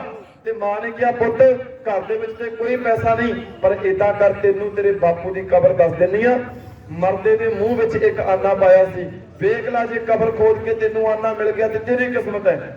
ਮਾਂ ਨੇ ਦੱਸਿਆ, ਬਾਪੂ ਦੀ ਕਬਰ ਖੋਦੀ ਉਸ ਨੌਜਵਾਨ ਨੇ। ਜਦੋਂ ਬਾਪੂ ਦੀ ਕਬਰ ਖੋਦੀ ਤੇ ਕਬਰ ਦੇ ਵਿੱਚੋਂ ਉਹਦੀ ਕਿਸਮਤ ਸੀ ਕਿ ਉਹਨੂੰ ਇੱਕ ਆਨਾ ਮਿਲ ਗਿਆ। ਇੱਕ ਆਨਾ ਲੈ ਕੇ ਖੁਸ਼ ਹੈ, ਮਨ ਵਿੱਚ ਵਿਚਾਰਾਂ ਚੱਲਦੀਆਂ ਨੇ, ਕਾਰੂ ਦੀ ਧੀ ਨਾਲ ਮੇਰਾ ਨਿਕਾਹ ਹੋਏਗਾ, ਉਹਦੀ ਅੱਧੀ ਜ਼ਮੀਨ ਜਾਇਦਾਦ ਦਾ ਮਾਲਕ ਬਣਾਂਗਾ। ਤੇ ਭੱਜਿਆ ਕਾਰੂ ਦੇ ਦਰਬਾਰ ਨੂੰ, ਚਹਿਲ ਪਹਿਲ ਹੈ। ਤੇ ਕਾਰੂ ਦੇ ਦਰਬਾਰ ਦੇ ਵਿੱਚ ਜਦੋਂ ਜਾਂਦਾ ਤੇ ਆਖਿਆ, ਬਾਦਸ਼ਾਹ ਇੱਕ ਆਨਾ ਲੈ ਕੇ ਆਇਆ। ਸਨਾਟਾ ਛਾ ਗਿਆ, ਕਿੱਥੋਂ ਲੈ ਕੇ ਆਇਆ? ਨਾ ਕਿਸੇ ਘਰ ਛੱਡਿਆ, ਕੁਝ ਨਹੀਂ, ਇਹਦੇ ਕੋਲ ਪੈਸਾ ਕਿੱਥੋਂ ਆਇਆ? ਇਹਨੂੰ ਕੈਦ ਕਰ ਲਓ। ਤੇ ਉਹਨੂੰ ਕੈਦ ਕਰ ਲਿਆ ਜਾਂਦਾ ਹੈ। ਜਦੋਂ ਕੈਦ ਕੀਤਾ, ਕੈਦ ਕਰਨ ਤੋਂ ਬਾਅਦ ਆਖਿਆ, ਤੈਨੂੰ ਮਰਵਾ ਦਿਆਂਗਾ, ਦੱਸ ਤੇਰੇ ਕੋਲ ਪੈਸਾ ਕਿੱਥੋਂ ਆਇਆ? ਇਹਨੇ ਡਰਦੇ ਨੇ, ਹੁਣ ਜ਼ਿੰਦਗੀ ਆ ਨਾ ਜੀ, ਕਿਹਨੂੰ ਨਹੀਂ ਪਿਆਰੀ, ਮੌਤ ਤੋਂ ਸਭਨਾਂ ਨੂੰ ਡਰ ਲੱਗਦਾ ਨਾ ਜੀ। ਤੇ ਆਖਿਆ, ਦੱਸ ਕਿੱਥੋਂ ਲੈ ਕੇ ਆਇਆ ਨਾ? ਤੇ ਇਹਨੇ ਦੱਸਿਆ ਕਿ ਮਾਂ ਨੇ ਕਿਹਾ, ਬਾਪੂ ਦੀ ਕਬਰ ਖੋਦ ਲੈ, ਬਾਪੂ ਦੀ ਕਬਰ ਦੇ ਵਿੱਚੋਂ ਪੈਸਾ ਮਿਲ ਗਿਆ। ਜਦੋਂ ਕਾਰੂ ਨੂੰ ਇਸ ਗੱਲ ਦਾ ਪਤਾ ਲੱਗਾ ਕਿ ਕਬਰਾਂ ਦੇ ਵਿੱਚ ਪੈਸੇ ਪਏ ਆ, ਇਤਿਹਾਸ ਦੇ ਪੰਨੇ ਇਸ ਗੱਲ ਦੀ ਗਵਾਹੀ ਭਰਦੇ ਆ ਕਿ ਉਸ ਕਾਰੂ ਬਾਦਸ਼ਾਹ ਨੇ, ਇੰਨਾ ਲਾਲਚੀ ਬਾਦਸ਼ਾਹ ਹੋਇਆ, ਇਹਨੇ ਆਪਣੇ ਰਾਜ ਦੀਆਂ ਸਾਰੀਆਂ ਕਬਰਾਂ ਤੱਕ ਵੀ ਪਟਵਾ ਲਈਆਂ। ਇੰਨਾ ਪੈਸਾ ਇਕੱਤਰ ਕੀਤਾ। ਜਦੋਂ ਸਾਡੇ ਪੁਰਖਿਆਂ ਦੇ ਬਚਨ ਪੜ੍ਹ ਕੇ ਵੇਖਦੇ ਆ ਨਾ ਜੀ, ਬਾਬਾ ਜੀ ਆਂਦੇ ਆ, ਮਨ ਮੇਰੇ ਭੁੱਲੇ ਕਪਟ ਨਾ ਕੀਜੈ, ਅੰਤ ਨਵੇਰਾ ਤੇਰੇ ਜੀ ਪੈ ਲੀਜੈ, ਇੱਕ ਦਿਨ ਸਮਾਂ ਆਏਗਾ ਤੇਰੀ ਜਿੰਦ ਤੋਂ ਹਿਸਾਬ ਲਿਆ ਜਾਣਾ। ਇਸ ਕਰਕੇ ਕਦੇ ਵੀ ਛਲ ਕਪਟ ਨਾ ਕਮਾਵੀਂ। ਤੇ ਗੁਰਮਖੋ ਹੁਣ ਬੜਾ ਪੈਸਾ ਇਕੱਤਰ ਕੀਤਾ, ਬਹੁਤ ਜ਼ਿਆਦਾ ਪੈਸਾ ਇਕੱਤਰ ਕੀਤਾ। ਤੇ ਇੱਕ ਦਿਨ ਐਸਾ ਸਮਾਂ ਆਇਆ, ਇਹਦੇ ਸਰੀਰ ਦੀ ਰੋਗ ਚੱਲਿਆ, ਲਾ ਇਲਾਜ ਬਿਮਾਰੀ। ਹੁਣ ਭੱਜਿਆ ਫਿਰਦਾ, ਕਦੀ ਕੋਈ ਡਾਕਟਰ ਆਇਆ, ਕਦੀ ਕੋਈ ਵੈਦ ਆਇਆ। ਵੈਦਾਂ ਨੇ ਕਿਹਾ, ਲਾ ਇਲਾਜ ਬਿਮਾਰੀ ਹੈ, ਇਲਾਜ ਕੋਈ ਨਹੀਂ ਹੈ। ਹੁਣ ਸਮਝ ਆ ਗਈ, ਕਹਿੰਦੇ ਇੰਨਾ ਪੈਸਾ ਇਕੱਤਰ ਕੀਤਾ, ਪੈਸਾ ਲੈ ਜਾਓ। ਆਖਿਆ, ਬਾਪੂ ਲਾ ਇਲਾਜ ਬਿਮਾਰੀ ਆ, ਪੈਸਾ ਕੰਮ ਹੀ ਕਿਸੇ ਨੇ। ਆਖਿਆ, ਮੇਰੀ ਜਗ੍ਹਾ ਤੇ ਕੋਈ ਚਲੇ ਜਾਓ। ਆਖਿਆ, ਨਹੀਂ ਜੀ, ਜਦੋਂ ਸਾਡੀ ਆਏਗੀ ਤੇ ਅਸੀਂ ਚਲੇ ਜਾਵਾਂਗੇ, ਅੱਜ ਤੁਹਾਡੀ ਆਈ ਹੈ ਤੇ ਤੁਹਾਨੂੰ ਜਾਣਾ ਪਏਗਾ। ਸਾਡੇ ਬਾਪੂ ਜੀ ਵੀ ਆਂਦੇ ਆ ਨਾ ਕਿ ਵਾਰੀ ਆਪੋ ਆਪਣੀ, ਕੋਈ ਨਾ ਬੰਦਾ ਧੀਰ। ਮੈਂ ਪਹਿਲਾਂ ਬੇਨਤੀ ਕੀਤੀ ਆ ਕਿ ਸਤਿਗੁਰੂ ਕਹਿੰਦੇ, ਏਕ ਸ਼ਿਵ ਪਏ, ਏਕ ਫਿਰ ਗਏ, ਏਕ ਫਿਰ ਪਏ, ਰਾਮਚੰਦਰ ਕ੍ਰਿਸ਼ਨ ਕੇ ਅਵਤਾਰ ਵੀ ਅਨੇਕ ਹੈ। ਤੇ ਗੁਰਮਖੋ ਜਦੋਂ ਪਤਾ ਲੱਗਿਆ ਕਿ ਨਾਲ ਕੁਝ ਵੀ ਨਹੀਂ ਨਾ ਜਾਣਾ, ਇਹਨੇ ਆਪਣੇ ਬੇਗਮਾਂ ਨੂੰ, ਆਪਣੇ ਬੱਚੀਆਂ ਨੂੰ, ਆਪਣੇ ਰਿਸ਼ਤੇਦਾਰਾਂ ਨੂੰ ਕਿਹਾ ਕਿ ਜਦੋਂ ਮੇਰੀ ਆਰਤੀ ਉੱਠੇ ਨਾ, ਮੇਰੇ ਹੱਥ ਲਮਕਾ ਦਿਓ। ਪੁੱਛਿਆ, ਕਿਉਂ ਲਮਕਾ ਦਈਏ? ਤਾਂ ਕਿ ਦੁਨੀਆ ਨੂੰ ਪਤਾ ਲੱਗ ਜਾਏ ਕਾਰੂ ਬਾਦਸ਼ਾਹ ਨੇ ਪੈਸਾ ਤੇ ਇੰਨਾ ਇਕੱਤਰ ਕੀਤਾ, ਇੰਨਾ ਪੈਸਾ ਇਕੱਠਾ ਕੀਤਾ ਕਿ ਆਪਣੇ ਰਾਜ ਦੀਆਂ ਕਬਰਾਂ ਤੱਕ ਵੀ ਪਟਵਾ ਲਈਆਂ। ਪਰ ਜਦੋਂ ਦੁਨੀਆ ਤੋਂ ਗਿਆ ਨਾ, ਇਹ ਵੀ ਖਾਲੀ ਹੱਥੀ ਗਿਆ, ਕੁਝ ਵੀ ਨਾਲ ਨਹੀਂ ਜਾਂਦਾ। ਇੱਕ ਹੀ ਨਾਲ ਜਾਏਗੀ ਚੀਜ਼, ਕਰਮੀ ਆਪੋ ਆਪਣੀ ਕੇ ਨੇੜਾ ਕੇ ਦੂਰ। ਸਾਡੇ ਕਰਮ ਚੰਗੇ ਬਣ ਜਾਣ। ਸਾਡੇ ਕਰਮ ਜੇਕਰ ਅਸੀਂ ਆਪਣੇ ਚੰਗੇ ਬਣਾਉਣੇ ਆ ਤੇ ਆਓ ਗੁਰੂ ਗ੍ਰੰਥ ਸਾਹਿਬ ਦੀ ਹਜ਼ੂਰੀ ਵਿੱਚ ਬੈਠ ਕੇ ਨਾ ਬਾਬਾ ਜੀ ਦੇ ਬਚਨਾਂ ਨੂੰ ਗਾਇਆ ਕਰੋ। ਬਾਬਾ ਜੀ ਦੇ ਬਚਨਾਂ ਨੂੰ ਗਾ ਕੇ ਆਪਣੀ ਜ਼ਿੰਦਗੀ 'ਚ ਕਮਾਇਆ ਕਰੋ। ਮੈਂ ਪਹਿਲਾਂ ਵੀ ਬੇਨਤੀ ਕੀਤੀ ਆ, ਕਿਸੇ ਕਵੀ ਦੀ ਕਮਾਲ ਦੀਆਂ ਲਾਈਨਾਂ, 100 ਬਰਸ਼ ਕਾ ਜੀਣਾ ਵੀ ਬੇਕਾਰ ਕਾ ਜੀਣਾ ਹੈ, ਕੁਛ ਬਰਸ ਜਿਆ ਹੋਤਾ तो कुछ करके जिया होता। उम्रां थोड़ियां होण पर उस उम्रां दे विच कुछ करन दा कारज, कुछ करन दा जज्बा साडे कोल होना चाहिए। इस करके आप जी जिन्ने भी साडे सत्कारयोग बाबा हरप्रीत सिंह जी, उन्हां दे पिता बापू रूप राम जी, उन्हां दी अंतिम अरदास दे विच शामिल होण लई बैठे हो। मैं समझदा ये बाबा जी दी बहुत वड्डी कमाई है, बहुत वड्डी बंदगी है, जिन्हां ने असीं ते निक्के निक्के हुंदे सी, जदों मेरे ख्याल दे विच मैं चौथी तीजी चौथी क्लास च पढ़दा होवांगा, जदों बाबा जी कोल असीं जांदे सी, वेंदे सी, बड़ी बंदगी इन्हां ने कीती है। सो ऐसियां रूहां नूं सिजदा हमेशा लई। तो साडे दरमियान ਬਹੁਤ ਹੀ ਸਤਿਕਾਰਯੋਗ ਬਾਬਾ ਪ੍ਰਦੀਪ ਸਿੰਘ ਜੀ ਜਿੱਥੇ ਪਹੁੰਚੇ ਹੋਏ ਆ, ਸੰਤ ਬਾਬਾ ਦਰਸ਼ਨ ਸਿੰਘ ਜੀ ਫੱਤਾ ਮਾਲੋਕਾ ਵਾਲੇ ਉਹ ਪਹੁੰਚੇ ਆ, ਜੀ ਆਇਆਂ ਨੂੰ ਧੰਨਵਾਦ। ਬਹੁਤ ਹੀ ਸਤਿਕਾਰਯੋਗ ਬਾਬਾ ਰਾਜਵਿੰਦਰ ਸਿੰਘ ਜੀ ਘਰਾਂਗਣੇ ਵਾਲੇ ਵੱਡੇ ਵੀਰ ਸਾਡੇ ਉਹ ਵੀ ਪਹੁੰਚੇ ਹੋਏ ਆ, ਜੀ ਆਇਆਂ ਨੂੰ ਧੰਨਵਾਦ। ਸੋ ਆਓ ਆਉਣ ਵਾਲੇ ਜਥਿਆਂ ਦੇ ਪਾਸੋਂ ਗੁਰਬਾਣੀ ਹਰ ਜਸ ਕੀਰਤਨ ਸਰਵਣ ਕਰਕੇ ਆਪੋ ਆਪਣੇ ਜੀਵਨ ਨੂੰ ਸਫਲਾ ਕਰੀਏ। ਬਹੁਤ ਬਹੁਤ ਧੰਨਵਾਦ ਸਮੁੱਚੀਆਂ ਸੰਗਤਾਂ ਦਾ। ਸਾਡੇ ਬਹੁਤ ਹੀ ਸਤਿਕਾਰਯੋਗ ਮਹਾਂਪੁਰਖ ਬਾਬਾ ਜਸਵਿੰਦਰ ਸਿੰਘ ਜੀ ਜਿਨ੍ਹਾਂ ਨੇ ਸਮਾਂ ਦੇ ਕੇ ਨਿਵਾਜਿਆ, ਔਰ ਪਠਾਨਕੋਟ ਸ਼ੁਕਰਾਨਾ ਧੰਨ ਗੁਰੂ ਗ੍ਰੰਥ ਸਾਹਿਬ ਸੱਚੇ ਪਾਤਸ਼ਾਹ ਜੀ ਦਾ, ਜਿਨ੍ਹਾਂ ਦੀ ਮੁਬਾਰਕ ਹਜ਼ੂਰੀ ਦੇ ਅੰਦਰ ਬੈਠ ਕੇ ਕੁਝ ਸਿੱਖਿਆ, ਕੁਝ ਸਮਝਿਆ, ਕੁਝ ਸਮਝਾਇਆ। ਹੋਈਆਂ ਭੁੱਲਾਂ ਦੀ ਖਿਮਾ ਗੱਜ ਵੱਜ ਕੇ ਫਤਿਹ ਬੁਲਾਓ। ਕੋਈ ਰਸਨਾ ਵਾਂਝੀ ਨਾ ਰਹੇ ਜੀ। ਵਾਹਿਗੁਰੂ ਜੀ ਕਾ ਖਾਲਸਾ, ਵਾਹਿਗੁਰੂ ਜੀ ਕੀ ਫਤਿਹ। ਠੀਕ ਹੈ ਜੀ, ਓਕੇ। ਸੋ ਬਹੁਤ ਹੀ ਸਤਿਕਾਰਯੋਗ ਗਿਆਨੀ ਪਰਵਿੰਦਰ ਸਿੰਘ ਜੀ ਹਰਿਆਣਾ ਤੋਂ, ਜੋ ਤਖਤ ਸ੍ਰੀ ਦਮਦਮਾ ਸਾਹਿਬ ਦੇ ਇੱਕ ਬਹੁਤ ਵਧੀਆ ਪ੍ਰਚਾਰਕ ਹਨ, ਉਹਨਾਂ ਨੇ ਆਪ ਜੀ ਨੂੰ ਸਮਾਂ ਲਾ ਕੇ ਨਿਹਾਲ ਕੀਤਾ ਹੈ। ਸਤਿਕਾਰਯੋਗ ਸ਼ਖਸੀਅਤਾਂ ਪੰਡਾਲ ਦੇ ਵਿੱਚ ਸੱਜ ਬੈਠੀਆਂ ਹਨ। ਸਮੁੱਚੀਆਂ ਸ਼ਖਸੀਅਤਾਂ ਦਾ, ਪਹੁੰਚੇ ਹੋਏ ਸਤਿਪੁਰਸ਼ਾਂ ਦਾ ਬਹੁਤ ਬਹੁਤ ਧੰਨਵਾਦ ਹੈ ਜੀ। ਸਤਿਕਾਰਯੋਗ ਮਹਾਂਪੁਰਖ ਸੰਤ ਬਾਬਾ